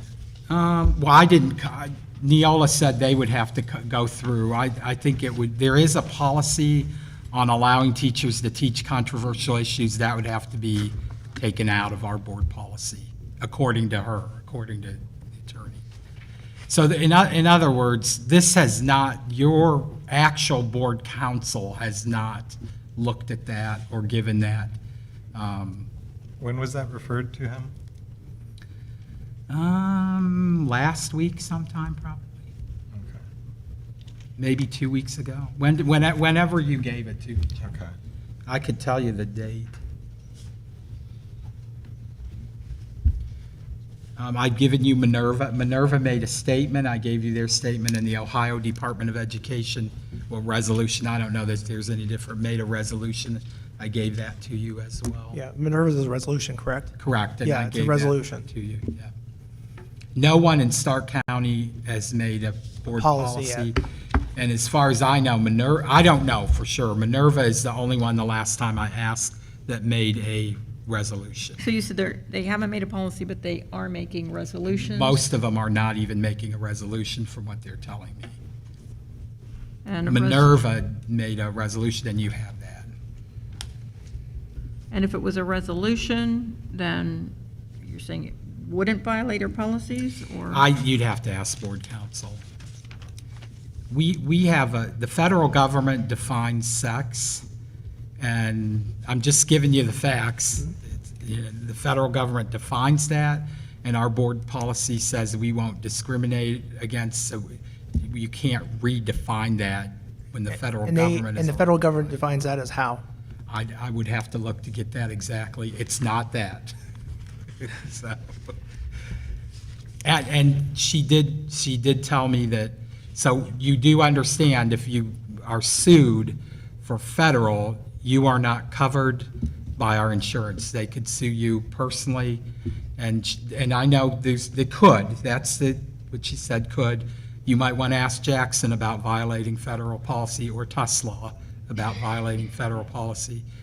And she also said they could take all your federal funds, they could take back your ESSER funds, and she said, I can guarantee you someone will sue you over this. Who said that? Deb Dawson. Deb Dawson. And how much do we get Pretty from much. federal funds do we get Sounds from like them? coercion. That's Pretty- our, I'm just giving you, it's up to the board to do. I think directing Patty gave you questions to the the prosecutor's office. breakdown. Yeah, I mean, I'm sorry. are you, So, you can't? you can't talk, I'm sorry, I learned the hard way too. So how about, is there a way we can put it to the families of the school to let them decide if they want it or don't want it? I think you need to let your legal counsel look at this and. Is that something we can ask them to see if that's viable? Just nominate the legal counsel. Yeah, well, we don't have any legal counsel at the moment, Right, so. so right now it's kind of I us, think Mary Jo isn't it? Slick is your legal counsel at the Right. moment, unless Yes. you determine It's that in the air now. somebody, this other attorney says, I don't know, the lawyers are going to have to fight that one out. I mean, it sounds like it's kind of, I've talked to people, and it seems like a very important topic. I don't know if I'm talking. I agree with you. And it sounds like, a lot of people feel like we have to make a stand about something because no type of racism is acceptable. I agree. Back and forth. I agree. And I feel like the way I've read from House Bill 322 to House Bill 327 to the new CRT, all this stuff, I just feel like it's like a pushback on both ways. So neither way, it's causing discrimination on both ends. I feel that. That's how I read it. I mean, maybe I'm not a legal person. I'm not an attorney. Apparently, we need to get one. So I don't know. I just know a lot of people in the community don't want that. And obviously, we had a speech a little bit ago, and before we started it, they don't want it. So that might not be everybody, but that's why I say we need to have a better beat of what the community wants us to do. We work for the community. The community doesn't work for us. And Mr. Mish, I agree with you, but there are federal laws that we have to follow. So then is Governor DeWine going to send the National Guard in here to tell the whole community we're wrong? Governor DeWine is not the federal Or government. us individually, they'll come after us individually. Right, that's what, do you see what I'm getting So I at? think- You're I going to think tell me the- that the- President Biden's going to send someone to I don't want us? to be mocked. I'm not trying to be mocking. I'm not trying to be mocking. I'm just telling you what the attorney that I had a conversation with about, and there's a lot of talk about this in our have any of you contacted OSBA about this? They are having a webinar, I believe, next week, so. Okay. Do you know what time? It is one that you would need to sign up ahead of time, let Patty know you're attending it. Oh, they'll be on the same line as the federal government. But they. Tell you that right now. Well, I'm not trying to be disrespectful, Dr. May. I'm No, saying, I like, didn't do you see what I'm mean- saying? Like, I yeah, I know, I'm not trying to, this concept is ridiculous. I mean, of the whole thing of how they're going to impose a law that, they're going to come to the whole community and tell us we're all wrong? Well, If- the fact that anything on this policy is questionable should raise everybody in this room's eyebrow. I mean, I don't. There are federal laws that Oh, we all don't agree with. Oh, right. But I'm sure most of you in your businesses, you have federal laws that probably don't agree with. But I'm here, You're my devil's shoot the advocate. messenger. You're my devil's advocate. I get it. So, no, I'm the No, messenger, and I'm telling you what's going to happen. If you want to believe me or not believe me, and you can't make a policy tonight. I would advise against making a policy without, when your policy body said, I would not make this policy, but if you do, Well, they haven't you taken- better have your But attorney they look at haven't it. given us any They alternative. haven't addressed it whatsoever. They told you that they said, we are not giving you a policy on this. Well, they said That's that how it- strongly they feel In about it. the email that Neola sent you, Yeah. they said that they're not even going to do anything in Correct. regards to CRT. Correct. So we should just do nothing? I didn't say No, I'm just saying that what- we should do Well, what's your nothing. professional opinion about this? I mean, I would do a statement. Like a resolution. This community feels very strongly about this issue. I will tell you that. Yeah. But I would encourage you to look at what Minerva did. I was extremely proud of Minerva, our neighbor, with that. Minerva's a community similar to ours. I mean, but ultimately, it's up to you, ultimately. So. You're but- saying make a statement, but not a board policy. And I would still have your statement looked at by legal counsel. Well, what's the statement going to do when any of the things on this are done in the classrooms? Well, I think that's the same answer as what will you do with who's going to police this, who's going to answer the questions? I would imagine the Who- same way all other policies are. Who decides what's critical race, it is? Because I've had some people say such and such, I believe falls under critical race theory, but somebody else says. Well, that's why this I believe it doesn't doesn't. specifically say critical race theory. It's the tenets of critical race theory that people are concerned with. I would get a legal opinion on it. That's my advice. I just want to take a moment and thank Mr. Hagan for his efforts in putting all this together. I think do need to be very mindful of our entire community and figure out a way to put something together that's going to meet the needs of our community. And if it means reaching out to an attorney, you know, I would encourage you to do that. And this is our first discussion on it, and see what our different options are. And we can revisit it at our next meeting. And What about a workshop, Carolyn? Can we do like a community workshop that discusses this? are you talking about the OSBA workshop or? I'm talking about that community that's out there and then us and another board, and we can all interact back and forth where they can't do that now. That gives them an option to do that freely, not just like a 5-minute speech. Is that something we can do together to Of course get their we can do support? that. I think once we get the information together, and I think the board Yeah. needs to get some information as to the direction they're going to go, that's going to meet, you know, not challenge our federal funding and things like that. There's got to be something that's going to work for our district, because I believe this is a very good document if we can get it to, you know, have it reviewed by an attorney and see what direction we can go with it. I would encourage everyone to read, and that's everyone in this Mm-hmm. district, to read Minerva's resolution too, as a piece. It's very strong, and it doesn't go into, I think, if I can give my 2 cents and not to be, Josh, I think one of the places that's going to be questioned is Article D. What's that? Of Josh. Can you read it? Of Josh's. Of Josh's you know, Article that D. Members of one race or sex cannot and should not attempt to treat others without respect to race and sex. I think, number one, it's confusing with all the negatives, but Dr. Mason, which point did you? Article D, D. 1D. D is I'm involved. sorry.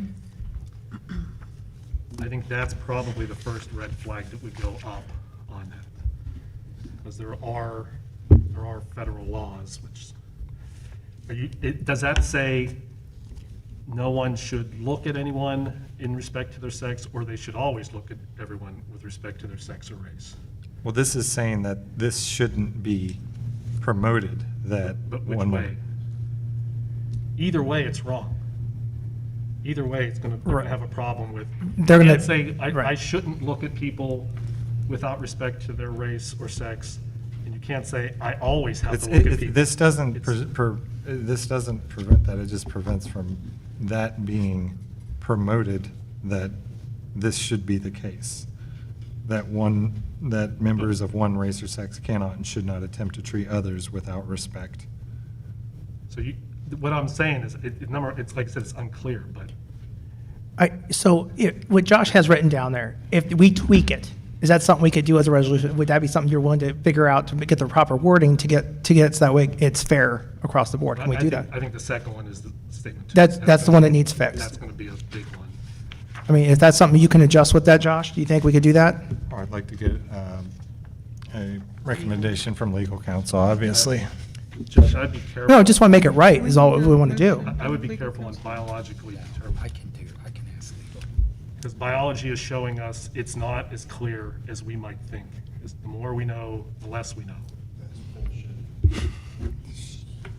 Castor Semenya, I can point at the Olympics have had to deal with this with women athletes who are women yet have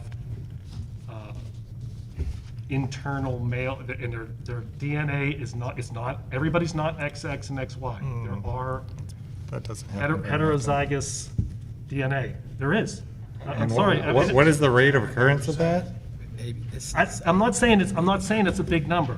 I'm just saying that's the kind of thing that gets you in trouble on these kinds of, if you stop at traditional meaning or whatever you want, don't try to define it by using something that can be used against it. Yeah. And that's what by saying biologically determined, I just gave you, and it's an exception. Is it a common one? No, it's not. It's incredibly rare, but it is there. It is biologically Yeah. determined that happens. It's not, but it's workable. It's something we can work It with. is. It's not saying we can't go about it. It's something we can just tweak it to make it right so that we can get the resolution out there so everyone can see we're not going to push for that. And that's what it comes down to. Okay, So at we this need to point- figure out what we need to change on it, and maybe we can get something resolved when not have legal And- counsel, you know? And to the point of Minerva's statement, resolution they put out, they cited the Ohio State Board of Education's resolution to condemn racism and advance equity and opportunity for Black students, Indigenous students, and students of color. After they passed that, they actually did finally get to refer that to the Attorney General's office after the fact to see if it's even legal. So referring to that, and I'm pretty sure the Attorney General's not going to find that in line with a lot of the laws as well. Just to point out, can the Ohio Board of Education get sued for passing this resolution or that resolution? Yes. The fact that you can get sued should not be used to stop you from doing what you need to do. Just ain't making us. No matter what we do on this board, how simple of a resolution, we can get sued. So I would think, just like to point that out. Mr. Hagan, the difference is if you defy a federal mandate, federal law, federal definition under a title, they're saying, yeah, you get sued, but your insurance will cover that. The insurance will protect the taxpayers' money. But if you defy a federal, there are certain cases where it will not. And I see that as the difference, one difference here. I think those are things that we need to take in. No, we don't want to kowtow to everybody says if somebody says we're going to sue you. But if you have, entity after entity of experts telling you, at least have a legal opinion and let your taxpayers know this may cost you millions and millions of dollars in court, then they know that. As a If they community. want it, as a community, and if they want it. And then, I don't know. Are you saying this legal opinion's going to cost us millions of dollars to get this? No, legal opinion? no. No, if no, he's somebody saying like if we sues. go against Oh, the they federal sue us, mandate, all that's going right. to cost us that. Is there any CRT being pushed in the schools right now that we know of? No, we teach the standards, so if an individual says this is CRT, I haven't had anybody call me and say this specific thing I thought was bad or good, or either one way or another. That's me. Yeah. I mean, I think But that's do what we the family can- specifically teach critical race theory? No, Well, wait. it's not in the standard. Well, if you have a discussion like anything, if you have open discussion, you're going to run into questions back and Correct. forth, and that's part of a Correct. developing, that's developing just the language between people. You have to have that. You have to Right. know that. So, Well, this. families know it's going to happen, and you just have to know how to go home and talk about it amongst yourselves to know where you guys stand as a family too. So, it's just, I just want to make sure they know where they're at now with their curriculum, that we don't especially have, this is what we have that's saying this versus what we don't have. I think they need to know that. But I think the problem is then when our policy says they can discuss controversial issues, I don't know how you have a class on the Holocaust, which we have, without critical race theory coming up. Oh, And then right. if you're not allowed to, where's the line? What are they allowed to discuss? What are they not allowed to discuss? I don't know. I'm just saying, let an attorney tell us these are the parameters of this policy. And you're I don't okay believe with our Holocaust class promotes genocide. So, then, I would hope it would not, but, Well- but to say that, you're from a German culture and then, over 60 years ago, your German culture caused the Holocaust and you're a 10-year-old kid that's in school and there's that you should feel bad about yourself. There you go. We just pushed for 2 years straight of telling kids to feel good about themselves and talk about their feelings, and here we are going to go the opposite direction with it. I mean, we had that, it was right here on top of the board when Mr. Knoll was here. They were talking about what we were doing for kids' emotional state. And here we are going to go backwards with this to affect their emotional state as it is. I think that's a we're problem. talking about CRT. Yeah.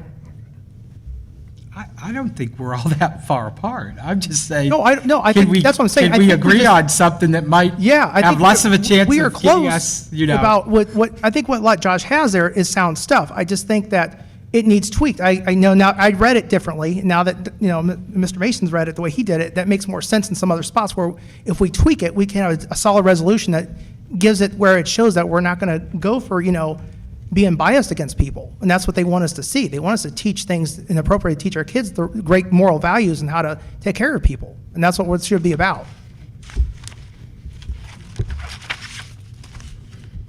I just hope after review and tweaks, it doesn't come out to be 100% different than what Yeah. it was Well, originally. and you're allowed to stand up for that too, that's part of what, we'll try to make it right. will. There's lots of things that, I agree with what's on there that you wrote there, Josh, and, I I'm not 100% about tweaking it. What you read sounds very sound, but I think, to what it is, to legally make sure that we're not stepping on big people's toes that can come down here and, push some muster around us, but, we got to do what's right too at the same time.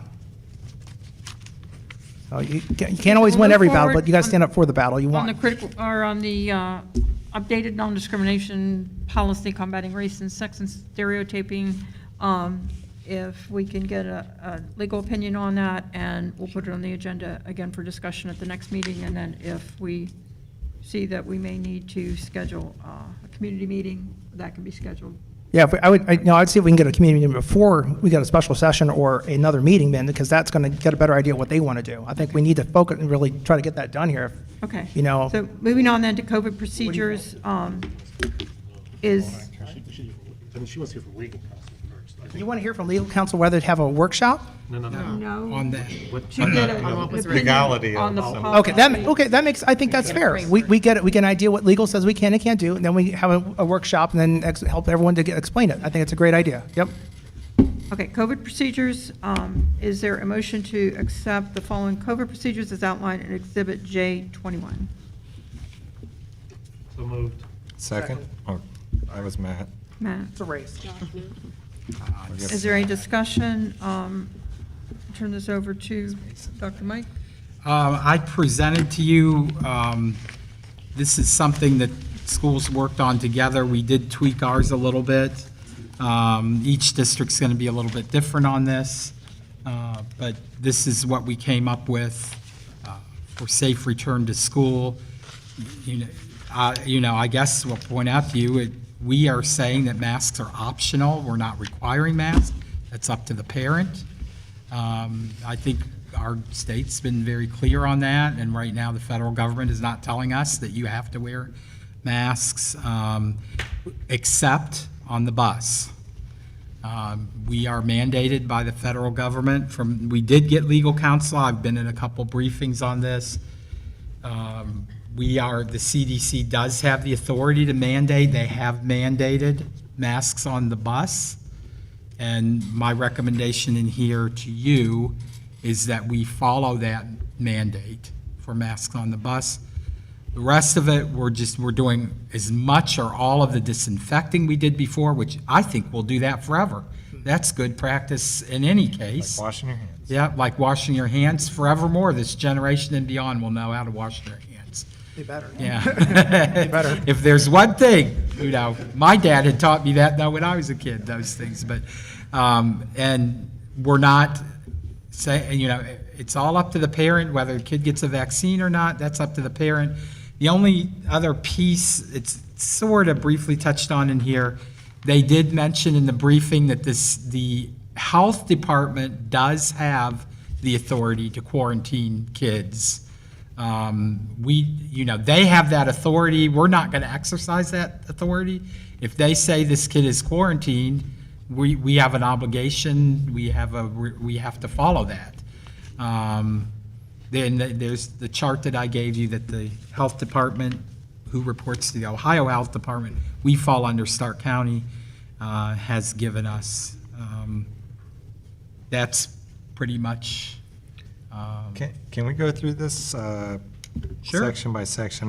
Dr. Mike had asked us on this safe return to school policy or paper, guideline, whatever you want to call it, what our input was. I did share mine with him. I don't know if you heard from the other board members. I saw that you'd sent out my recommended changes on it to everybody.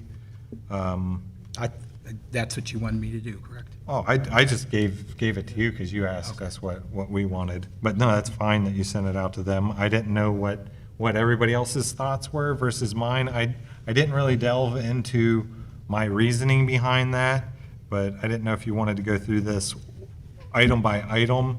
But some of the things that I crossed out, I felt they were very divisive. It seemed to pit people that have gotten a vaccine against people that don't, or people that wear masks against people that prefer not to.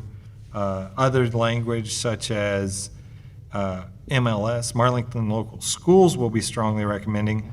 I don't think our school district should be making any recommendations on this. If we're referring to CDC or the Health Department, Ohio Department of Health or Stark County Health Department, we should put they strongly recommend that. I don't think as a district it's our place to recommend or not something that we have very limited scientific knowledge of. Just a lot of this stuff, some of it's, like I said, I don't think it's right that we're being mandated to require masks on the buses. I also question, as you said before, there can be lawsuits. Can there also be lawsuits for requiring kids that have masks on? If a kid has a, reaction to their mask, as my daughter does, she breaks out all around her face where the mask is touching her.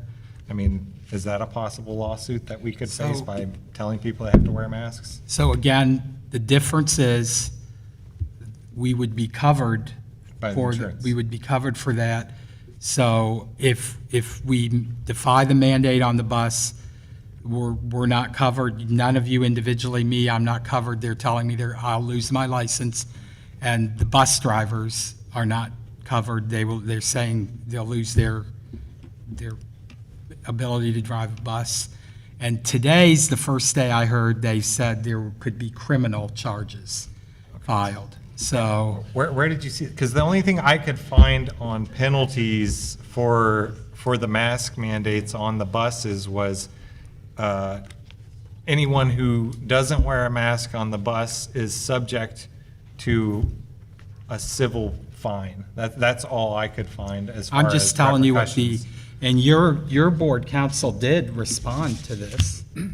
Your Matt Markling responded, and he basically says, in all his legal, that we have to follow the mandate.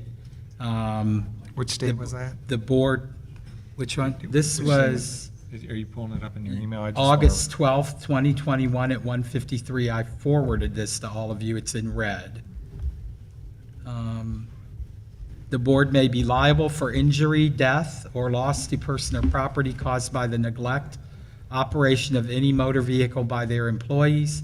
When the employees are engaged within the scope of their employment and authority, then he lists a revised code.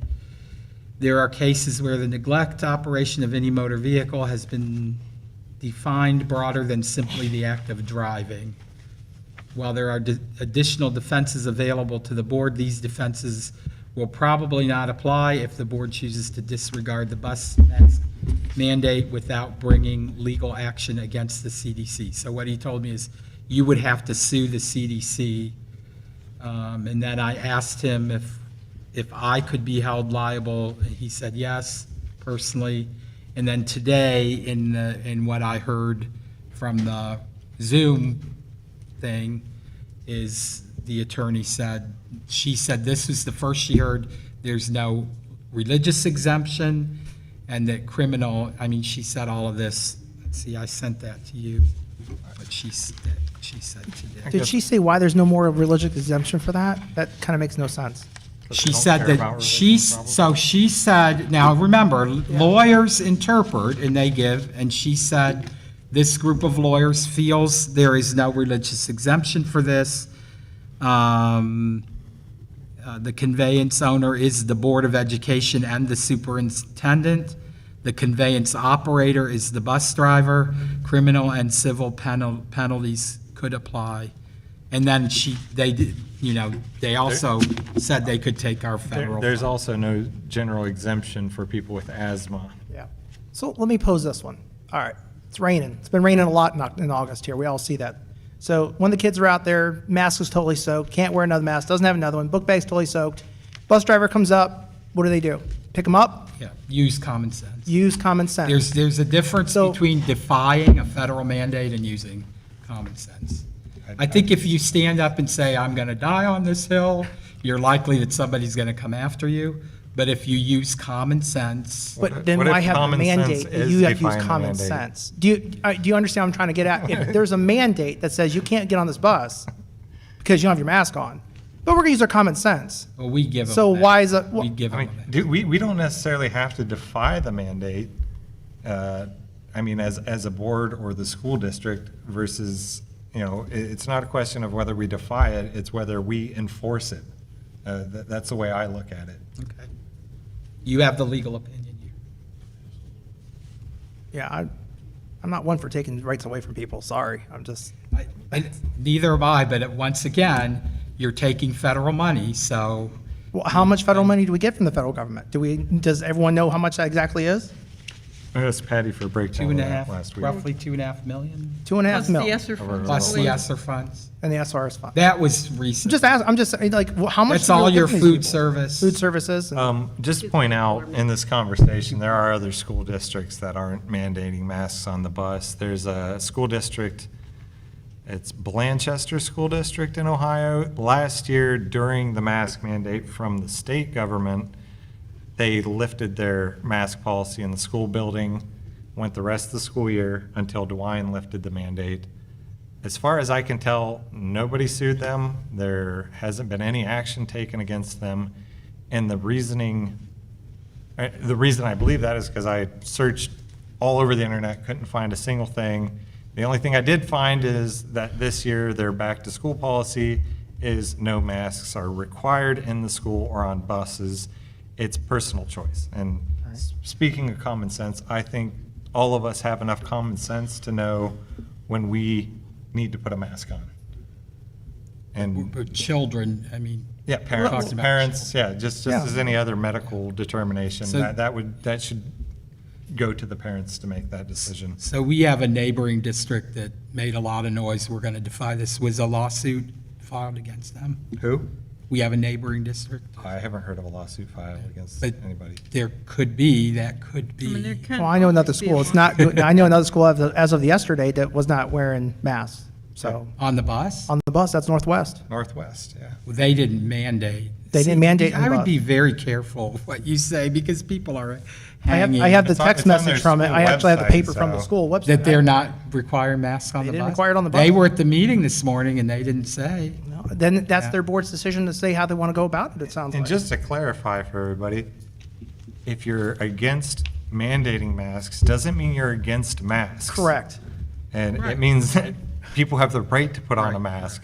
They're not, you don't have to tell them to.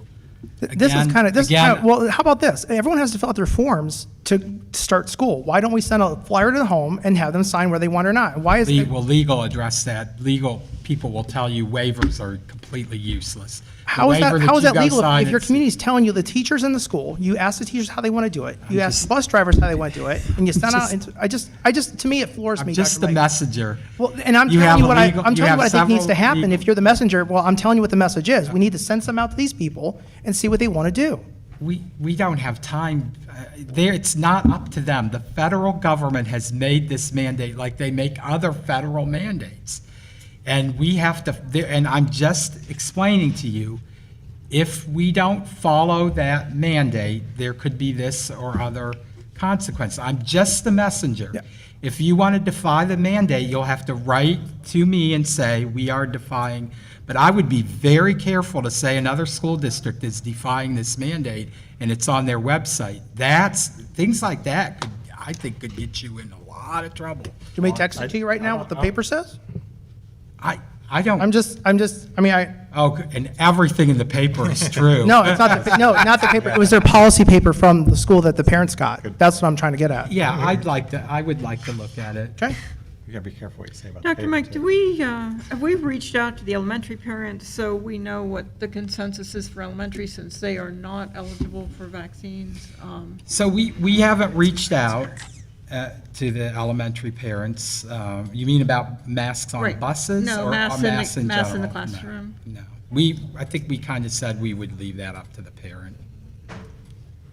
Okay, so, parent choice kind of goes both ways. I just wondered with the elementary, whether the majority preferred masks or didn't prefer? I don't know, and you can't really, you don't really know. I can tell you I've got a lot less emails.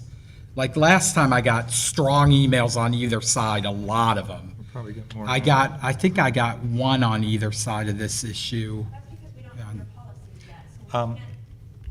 The board has to approve the policy. I would have had it out to you weeks ago.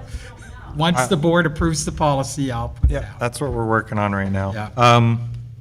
I'd like to point out too that there is a Ohio House Bill, Carolyn, you were asking about the grade schools. House Bill 244, which passed, goes into effect month after next, I believe in October.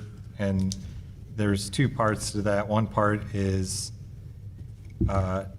it mandated that schools, K through 12 and colleges were not allowed to require people to have a vaccine to apply to college. However, a lot of colleges are still doing it since the admission process is open right now, and it'll be ended before it goes into effect. Second part of that is you can't, once that goes into effect, you can't differentiate based off of vaccine status who does and does not have to wear a mask. So if you're not vaccinated, or if you are vaccinated, and let's say we have a policy that says you're vaccinated, you don't have to wear a mask, but you're unvaccinated, you do, that law would make that illegal to do. So that's just one consideration in, any policies when it comes to masking that we have to realize. And I don't know if that applies to, what is it, kids through 12 years old who can't get a vaccine because it's not available. Why is someone calling me? Oh, my daughter's calling me. Yeah, so I don't know how that directly applies if you wanted to say we're going to require masks just, for grade schoolers and not everybody. I don't know if that law would allow you to do that or not, so. Oh, just Mr. Mish, yeah. This is dated July 31st. They've long changed this, and Well, that was just 2 days ago when they started school, so I mean, I know it's this is 31st, but dated July, as of I July know that, but 31st. as of yesterday, just 2 days ago at school, they were still not doing a mandate. That I don't know, but I do know, we had quite Because I asked few. about that date too, I Yeah. did. I was concerned We about had- the date, and when I asked the But person, and they still Again, had it. the board needs to let me know what you want to do on this policy, and I'll follow that. Yeah. I'm more than willing to tell you, I have to follow whatever you, Well- but I would be derelict in my duty if I didn't pass Mm-hmm. along to you what was said and highlight what was said by your legal counsel. Well, I would just put it this way. How about we don't have policy, we don't have a policy per se, but it's up to the public to follow the CDC's mandate. But the mandate says it's up to us, the operator and the owner of the vehicle. But can't we state that our policy is to follow CDC mandate? Well, that's what we say. We Well, can it's say it actually saying like Marlington that. local schools will follow, that's what we're saying, why don't we change it to CDC says to follow these mandates? You don't want a Marlington policy, you just want to have, I don't know, give Sure, me, you have- just give me what you want me to. put say that out. one more time, how do you want it with no Marlington policy, but just the I CDC mandate? like I said, I sent out my version of everything, and I'm fine not crossing all those things out, but, for one, I don't think Marlington should be recommending masks. Under the section for vaccinations, it says they are a vital part to keep everybody safe, but the vaccines aren't approved, so I don't know who we are once again to be promoting a vaccine that hasn't even been approved by the FDA yet. Not our place. I would remove that entirely. Is it, which one is that? Vaccinations, part one. Where it says Vaccinations we're are a vital recommending- part of helping to keep staff, It's just- students, and the community as a whole safe. All students and staff are strongly encouraged to You receive have the to- vaccine. You have to give me what you want in writing. And I'm just telling Carol. Oh, okay. She's the one that by law has to tell me, this is what the board decided, or Patty. Yeah. And then, but it has to be signed by the board. Well, also under that section, it points out that vaccines are free. I think it would be pertinent, and that's fine. at Rite Aid, Walmart, Walgreens, it's fine to put that information out there. I would also add on to that, that there are a lot of pharmacies that have free COVID testing as well. Let me see here.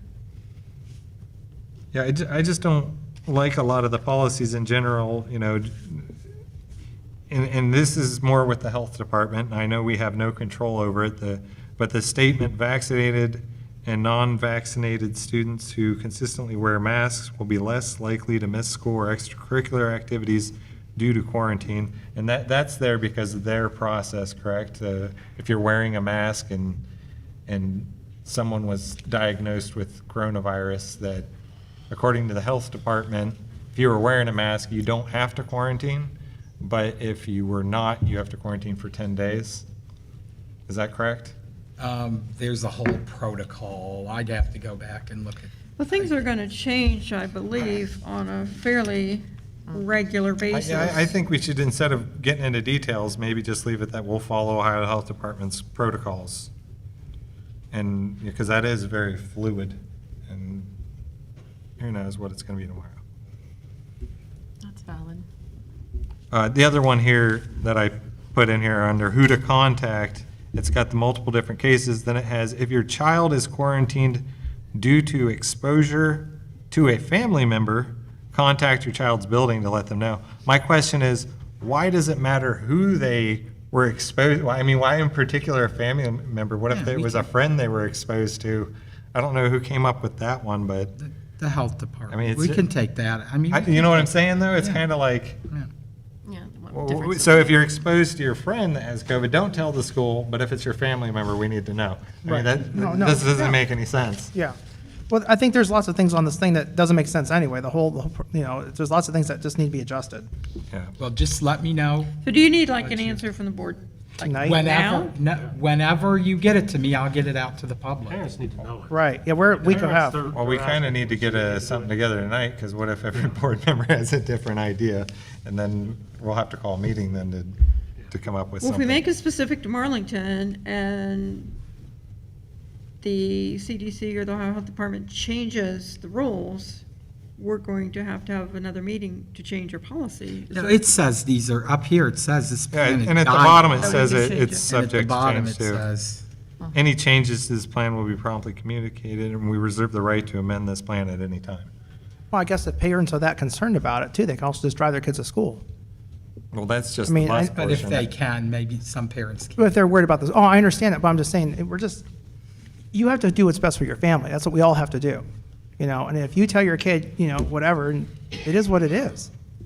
So, I mean, like I said, the bus driver's going to make his best decision. If he's a, you know, kindergarten kid, doesn't wear his mask, you think the bus driver's going to tell him to get off the bus? I mean, that's what it comes down to. What's the logical thing we're going to do? But if you're saying that we have no right to say that we can stand up and say no mask or whatever, because we have to follow these federal guidelines, then I guess we're stuck, if that's what it is, unless, you know, it's just hard, because no one, you know, if you have to wear a mask on the bus, but you're in the stands at the high school or anywhere else, you're right beside each other with no mask. Or You know, wrestling. if you're wrestling, if you're allowed at the end of your wrestling match, you just got done hopping on top of doing everything, and every position you know the man to pin the guy, and you can't even shake his hand at the very end.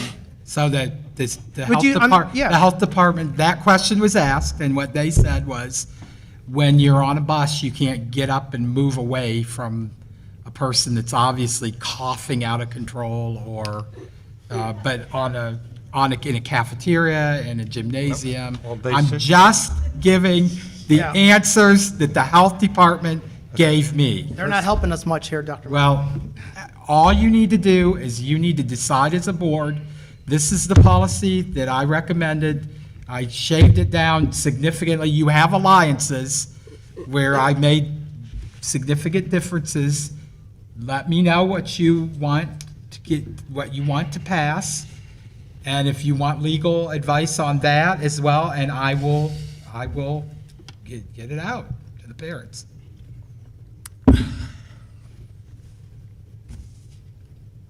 All right, should we go down through it item by item, and are we deciding tonight, or?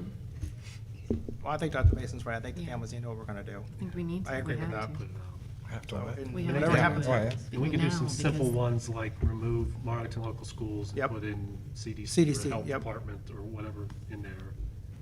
I also don't like the idea that, you know, like I said about the vaccinations, that we don't need to communicate that. That's not our place. Yeah, Take that whole just take section it out. out. Take out which? The whole section on Vaccinations. vaccination. Vaccinations, just get rid of it.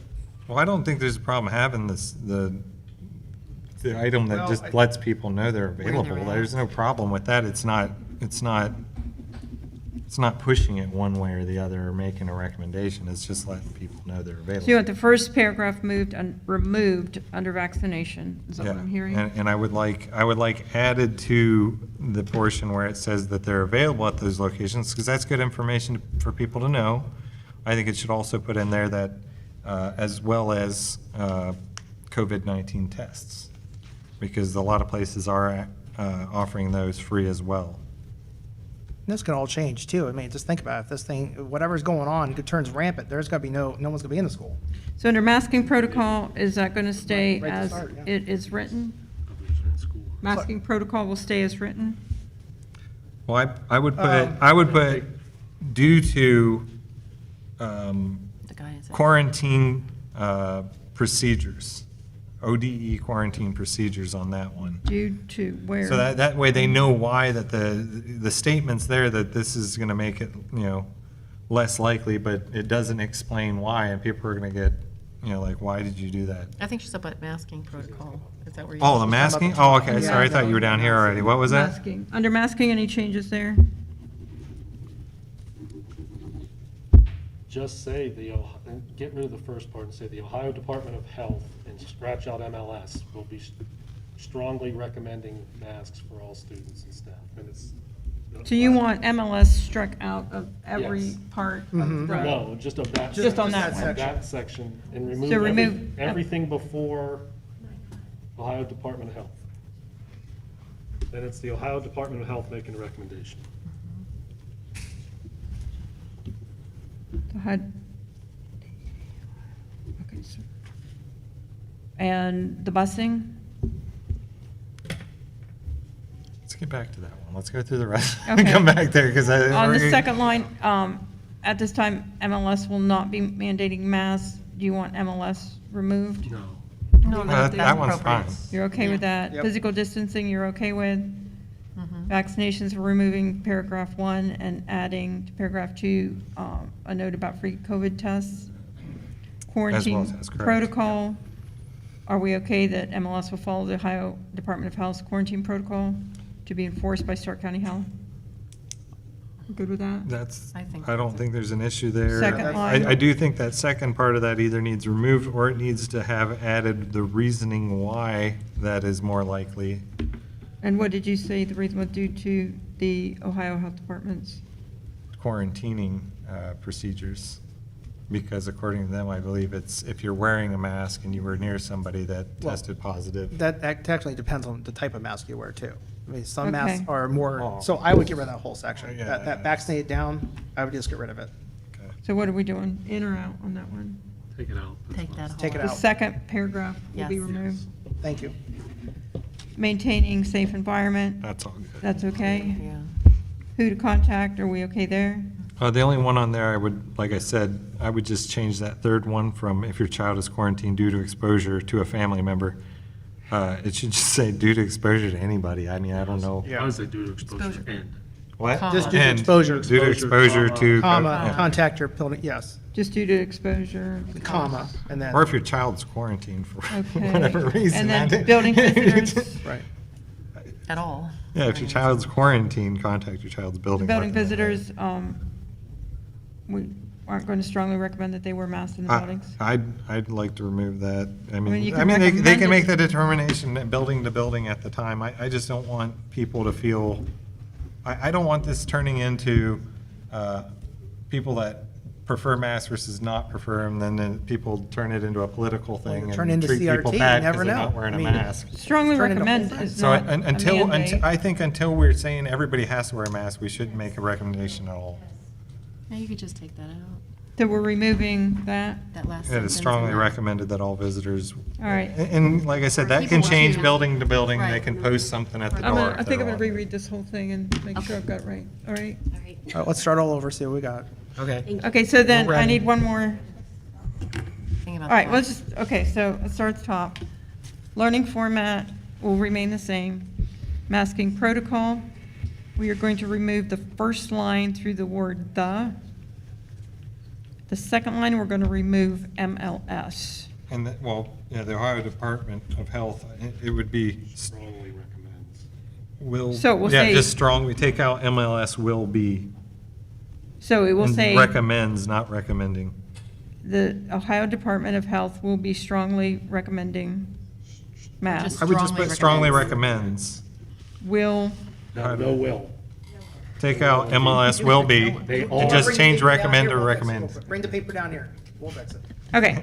The Ohio Department of Health will strongly recommend Not will. masks for all students and staff, especially those, this mine's, I can't read it. It's all right. Oh, you get, yours is Horrible. crossed out. You need the original. Well, I That's know, what- I don't Here have you go, it. here's an original here. You want to Thank clean? you.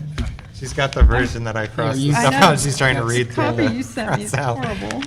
Okay, number 2, at this time, MLS will not be mandating masks for students and staff. And then the public transportation, That's we're going to come back to that, or we're going to leave yeah, that? well, let's confirm everything else. We'll Okay. come back to that. Physical distancing will remain the same. Vaccinations, remove the full first paragraph. Are you okay, Patty? You got that? Yep. Okay, second paragraph, This too? Okay. add, It's all on add the YouTube. COVID-19 tests, I said it's all on YouTube. That's- in addition to People are vaccines. watching That's because they nice. texted me. I quarantine know. protocol. First paragraph will remain the same. The second paragraph is completely deleted, is that correct? Maintaining safe environment, that entire paragraph will remain the same. Who to contact, everything will be the same except on the third bullet point, cross off to a family member. Building visitors, cross off the last line of the first paragraph, where it says it is strongly recommended that all visitors wear masks in the buildings. Cross that sentence off. So that still brings us back to the bus.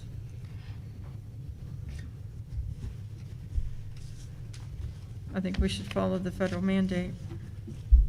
I agree with that. And I concur. I think that's the wise thing to do. It's, Which could be subject to change, how about that? It can be. What's, well, the whole thing is subject to change. right, the We whole can- thing. 'cause- We can disagree personally, but Right, we have to do, we're gonna have to make, yeah, we're gonna I have think to. we have to do what is What- best for the school I mean, district as a We all have our whole. different opinions how it has to go, but we have to make sure the families know what it is, and if it costs stuff, it costs, it's just, we have to do what's safe.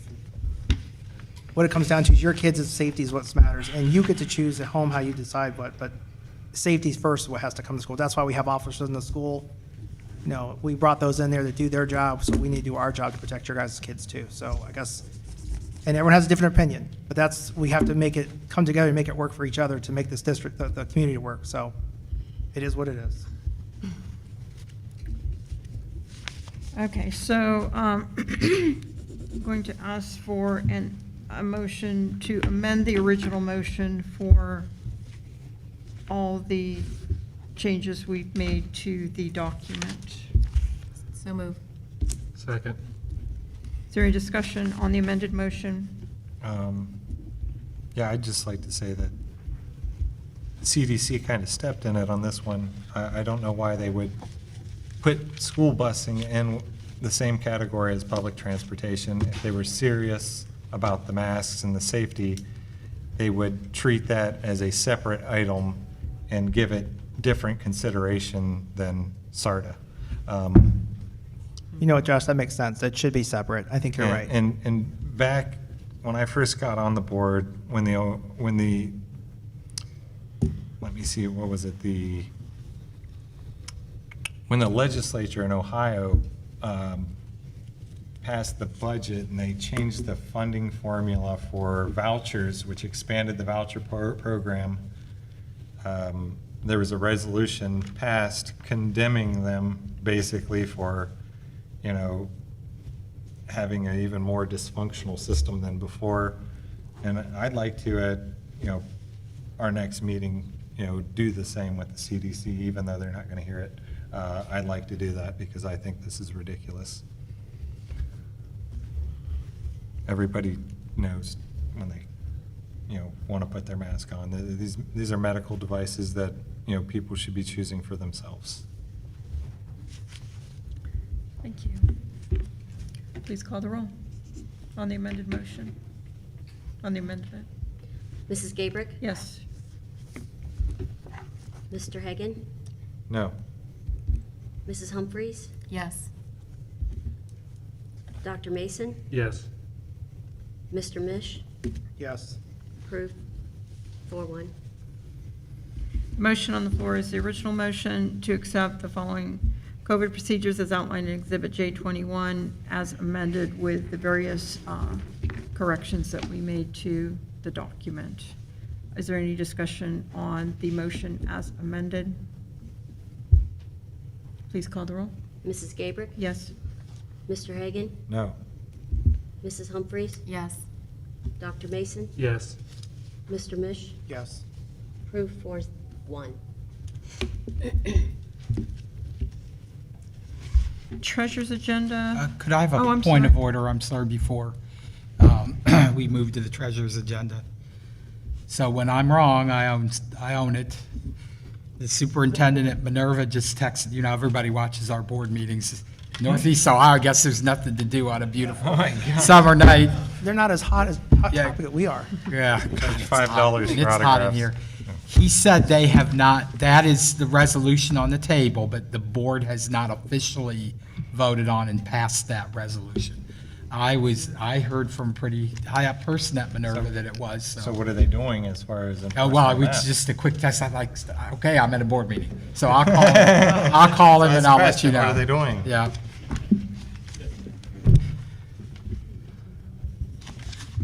All right. Sorry, All right. Dr. Ming. Treasurer's agenda, Dr. Main. First item on the treasurer's agenda is to approve the minutes from the August 19th board meeting. No, this is Actually, it's Oh, I'm sorry. July 29th, excuse me. Is there a motion to approve the treasurer's recommendation for the following meeting minutes as presented, which is July 29th, 2021 special meeting? So moved? Second. Is there any discussion? I'd just like to make a recommendation going forward, if we could perhaps have just a summary of the board discussion included with the minutes. I think that would be beneficial to have part of our written document. Any other discussion? Please call the roll. Mrs. Gabrick? Yes. Mr. Hagan? Yes. Mrs. Humphries? Abstain? Dr. Mason? Yes. Mr. Mish? Yes. Approved, 4 and 1 abstain.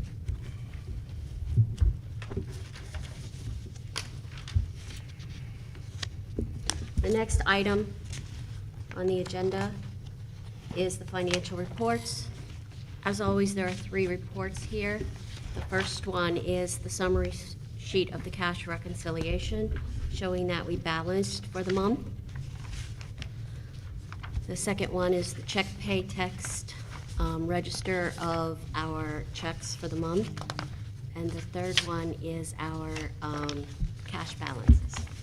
Is there a motion to approve the treasurer's recommendation for the financial reports and overview of receipts and expenditures for the period ending July 31st, 2021, as shown in exhibits K21, L21, and M21? So moved? Second. Any discussion? Dr. Main, could you give a brief overview of each of the documents? Yes. The check pay, there are really no specific checks to highlight unless you have questions. The last one is a financial report of our balances. Again, I always like to look at the second column and compare it to the fourth column, month-to-date receipts versus expenditures. And then we have the year-to-date receipts versus the year-to-date expenditures in the third and fifth column. Is there any discussion? Please call the roll. Mrs. Gabrick? Yes? Mr. Hagan? Yes. Mrs. Humphries? Yes. Dr. Mason? Abstain. Mr. Mish? Yes. 4 to 1, approved. The next item is a revenue and appropriations revision. The only revision that we have for this month is to add our ESSER 3 money funds. That is, if you look at the first one, in the one labeled revisions, 8/19/21. And then the appropriations, if you look at that one, on the second page, the second column is the same amount. Is there a motion to approve the treasurer's recommendation to approve the amended revenue and appropriations as presented in Exhibits N21 and O21? So moved? Second. Is there any discussion? The only question I had was under the revisions for the 3.9 million. It's listed as ESSER/ESSER 2. I do believe that is the ESSER 3 money. Is that correct? Correct. It's, I can add that. Okay. It's the 507 fund, so we just Okay, can add that. thank you. It doesn't change the amounts of the report. It was just a description on that. Are there any other questions or discussion? Please call the roll. Mrs. Gabrick? Yes? Mr. Hagan? Yes. Mrs. Humphries? Yes. Dr. Mason? Yes. Mr. Mish? Yes. Approved, 5-0. The next one is anytime we change any amounts for STRS, we have to follow their guidance and complete a resolution and form to send to them. We're just basically aligning those contributions to our contracts that we've signed for this year. Is there a motion to approve the treasurer's recommendation for the resolution to authorize the employer pickup of employee contributions for the state teachers' retirement system as presented in Exhibits P21 and Q21? So moved? Second. Is there any discussion? Was that Josh moved? Moved, yeah. Thank you. You got that? Is this, I mean, for Renee, she would be new. We hadn't been paying the employer pickup for just the curriculum director before. I think we paid it for the superintendent, or assistant superintendent / curriculum director. So that would be new for this position, just as curriculum director. Correct. And then with special services, is that also a new addition to the contract? So that would be Correct. basically a raise in that contract. Correct. And I believe I sent out a comparison you requested. Of the cost, and Cost it's going to be, savings. it's just that cost straight across their contract that you put in at the 2%, I believe is what it was. 2%, correct. Anything we paid to them, yes.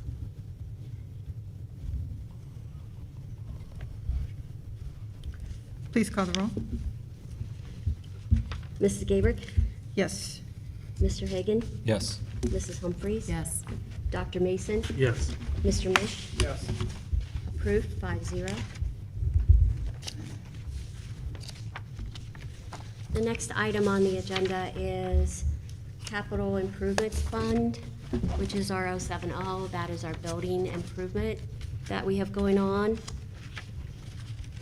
It was requested that I provide to you where we're at for the calendar year. So if you look at the second column, it shows It shows what has been receipted in. It shows some additional expenditures for Lexington and Washington, as we have approved at the prior board meetings. And then it also shows at the bottom, those encumbrances will be our principal and interest for those payments in December and June. Then also, we see the Washington electrical change order. And the other ones are basically some asbestos removal and other minor items.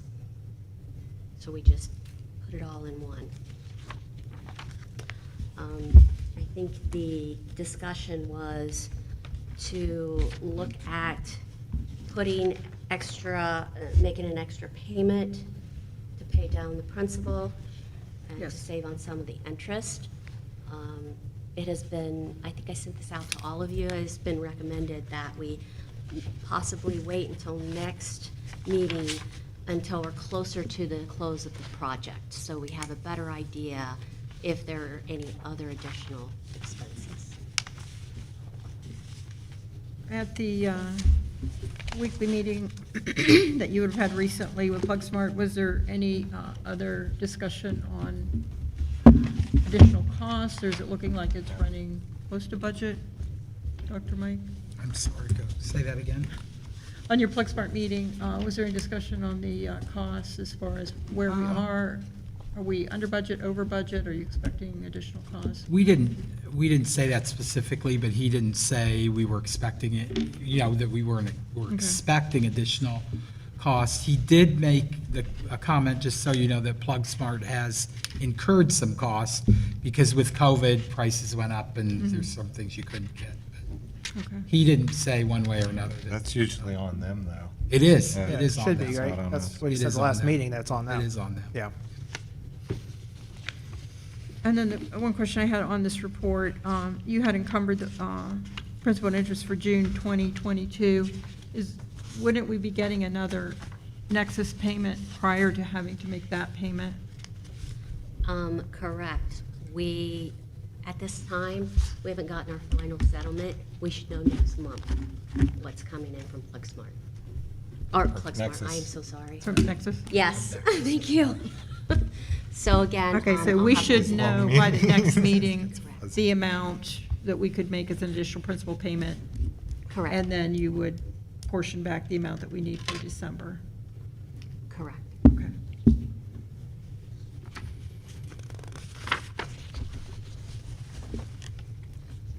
And on the PI report, I had one question on that. I thought that was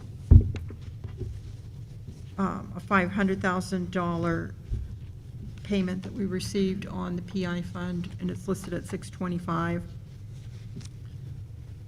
It's a Nexus money that you're getting into the PI, you're leaving it in PI, or is that also getting transferred to the capital project fund? It is not, it's transfer, or it comes in through PI rather than the general fund. Right, but do you leave it in PI or you move it to Nexus? At this point, it's being left in there. So the additional Nexus money is being left in PI? For PI, yes.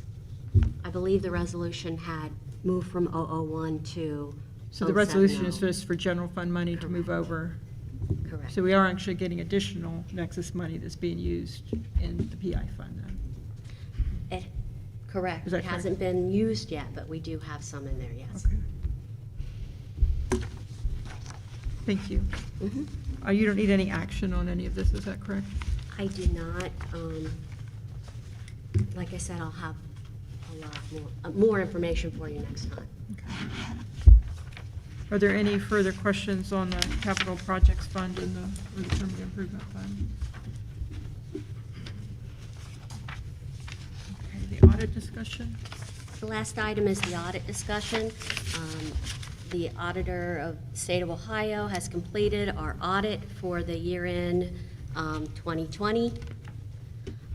That has been sent to you. The auditor's opinion is that all of the facts and financial documents were presented fairly, And in other words, there's no significant changes or et cetera findings. If you, on page 84, 83 of the audit report, it shows a summary of the auditor's results. It was unmodified, means that there were no internal control financial statement level material weaknesses. There were no significant deficiencies. The third line shows there were no non-compliance at the financial statement level. There were no federal internal control weaknesses shown. Again, significant deficiencies were not there for the federal programs. So in other words, the opinion is unmodified, meaning that we did pretty good. The findings, the audit report is available online. And if I can just say real quickly, I want to thank all the staff in the treasurer's office because they worked really hard throughout the year, as well as working really hard to get this stuff together for them. So I appreciate their hard work. So based on that information, so does that, we qualified for a clean audit then? Is that what that means? And, Yes. Did we get any certifications or anything because of that? Because I know in the past, we've been able to have really good audits where we would get certificates. Are they going to be able to do that with this audit? I'll find out if they'll Okay. send us that. Okay, great, thank you. Are there any questions on the audit? Personnel. Okay. I'm back up. Subrates. I've asked you if we would raise some of our subrates. Our certified, we were the lowest in the county at $75 a day. We'll still be the lowest in the county at $85 a day, but we won't be alone. We were alone at the 75. Our people really deserve that. Bus drivers, we would like to raise to 14 an hour. It's very hard to get drivers and especially subs. And then the same with custodians. It's really difficult to get sub-custodians, and then we end up paying a ton of overtime. So I think the 1050 will balance out. We base these on what Alliance and West Branch and those right around us were paying. Alliance pays more for subs than any city school district is going to do that. So these are the rates that I'd like you to approve. Is there a motion to approve the superintendent's recommendation for the following sub-rate of pay as presented? So moved. I'll second. Any discussion? Mike, before you got here, we had discussed with Mrs. Sickles about having permanent sub-bus drivers. Has that gone anywhere? Like have one or two that are full-time, basically, but they're not, because we need a sub so often and we need extra drivers so often. That's That's the not- first I heard of it, but we Oh. could try to do that. We That was a could suggestion try. a Yep. couple years ago. That's when a good- When we first started struggling, I know all school districts are having, especially for, it would be a flexible position, would have to be, that they Yeah. would do some of the extracurricular things that, you know. Sure. Yeah, if we could find someone. Often, Mrs. Sickles will jump in a bus and Right, she has the to do that mechanics will herself. jump in a bus and if Yeah. I had the CDL, they'd probably make me jump in a bus. So, yeah, but that's a good idea, so. Several of your administrators have. Yeah, seen Dan this. can jump in a From a few bus. years ago, When yeah. need, in dire emergency, Yeah. so. Okay. Please call the roll. Mrs. Gabrick? Yes. Mr. Hagan? Yes. Mrs. Humphries? Yes. Dr. Mason? Yes. Mr. Mish? Yes. Approved, 5-0. 2, 3, 4, and 5 are all retirements or resignations. If you're okay with the, I believe you call it a consent agenda, all voting, if that's okay in one motion. So we have classified retirement, Joyce Sen. And we have certified resignation, Jesse Groff. Jesse's a teacher at our high school. Joyce was a retirement. Classified resignation. Let's see here. We have Denise Welch, Bert Joseph, and Emily Winter. classified resignations. And then supplemental, AJ Minister was going to coach for us this fall, and he is not able, and that's common to have that happen. So those are our retirements and resignations. Is there a motion to approve the superintendent's recommendation for the classified retirement as presented, certified resignation as presented, classified resignation as presented, and supplemental resignation as presented? So moved. Second. Any discussion? Please call the roll. Mrs. Gabrick? Yes? Mr. Hagan? Yes. Mrs. Humphries? Yes. Dr. Mason? Yes. Mr. Mish? Yes. Approved, 5-0. 6 through 10 are all hires. If we could do those together, that would be great. Certified staff hires, we have Denise Wright, who will be our high school science and college credit plus science teacher. Classified staff hires, Kristen Camara LaTampa will be a bus driver. Vicky Navarra is our new payroll. Lori Yost has said she will come $40 per hour up to 10 days to help train Vicky in payroll. Richard Nelson, custodian. Margaret Collins, athletic secretary. And Christina Irwin, cook. Supplementals, I'm not going to read all of those. You have the person, what they're doing for us, supplemental, and then as recorded on the step schedule, you have that there. So those are all of our people that do the supplementals. They give a lot of time for those. And then, as you know, this year, we'll have each building will have a permanent sub, much like what Dr. Mason was talking about with driver. But last year, we had more of these because it was the COVID year. And I have the names there: Christy Beggs, Christine Morey, Maria Diepold, Carrie Lane, and Jacob Rafus will be our permanent subs. And then you have our tutors. So our federal funds have come in, so we knew more about tutors. We have our returning: Amy Wittensolder, Deborah Truax, Jordan Kirk, Laura Ray, Chelsea Miller, Jennifer Maley, Brenda Kamala, which is .5. And then new as a tutor, you'll recognize some of these names: Joe Welker, Courtney Halder, Alyssa Hattery, Alexis Crease, and Isaac Rufflin. And you have there if they're a title tutor or if we're using ESSER funds for those particular tutors. Is there a motion to approve the superintendent's recommendation for certified staff hire as presented, classified staff hires as presented, supplemental staff hire and correction as presented, permanent sub-hires as presented, and tutor hires as presented? So moved. Second. Any discussion? Please call the roll. Mrs. Gabrick? Yes? Mr. Hagan? Yes. Mrs. Humphries? Yes. Dr. Mason? Yes. Mr. Mish? Yes. Approved, 5-0. Number 11 there are reduction in force recalls. We're glad to be able to recall those people: bus aides and teacher assistants.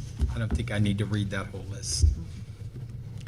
Is there a motion to recall the superintendent's recommendation for the following employees to fill the district openings for the 21-22 school year, pending verification of satisfactory credentials and BCI FBI checks as required and as presented? So moved.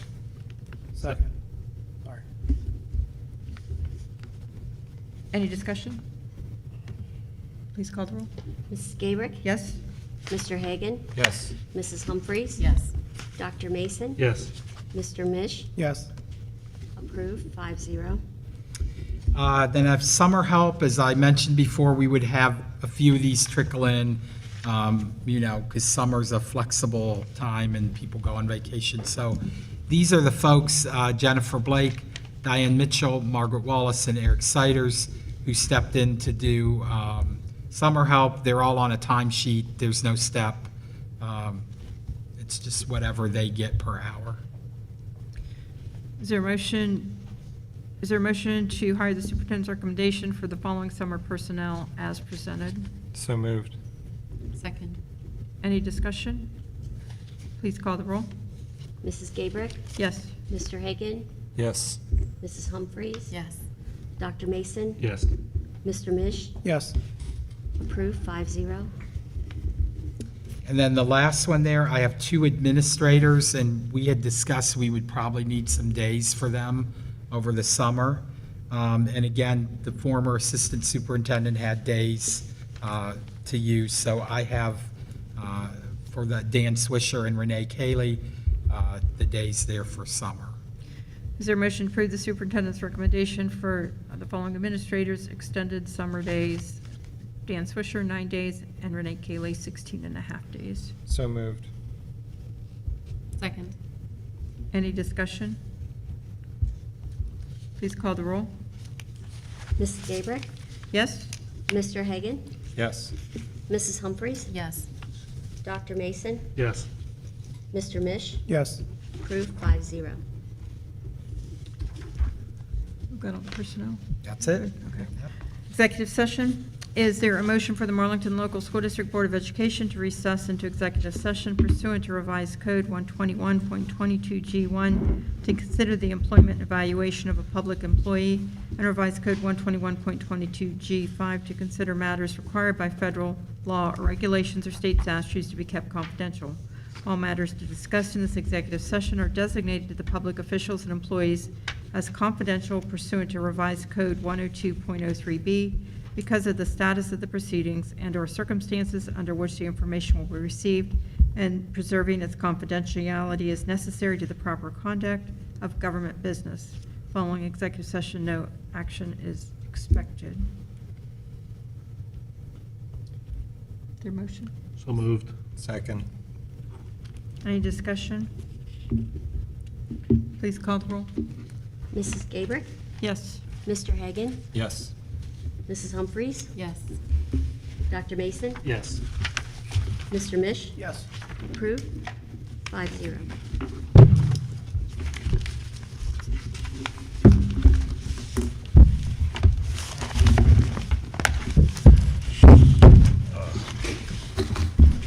Got some extra copies of the policies and that recommendation letter if anybody wants to take one.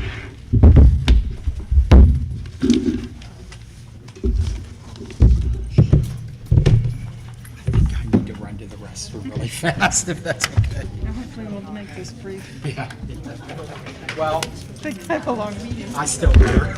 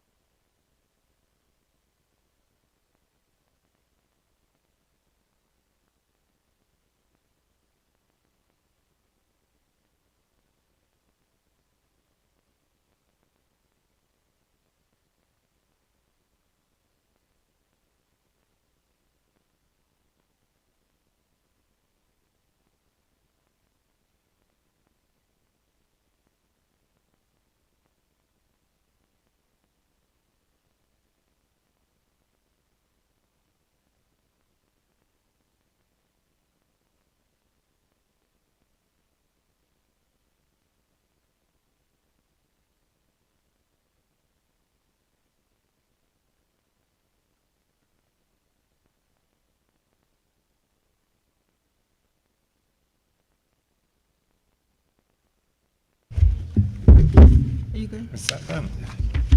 Declare us out of executive session at 9:43. The next board meeting will be September 16th, 2021. The starting time will be 6:30 PM. And I'd just like to make a comment on this, maybe at some point in the near future, we might consider alternating schools and letting our community get out and see our other buildings. But for the next meeting, I recommend it just be here.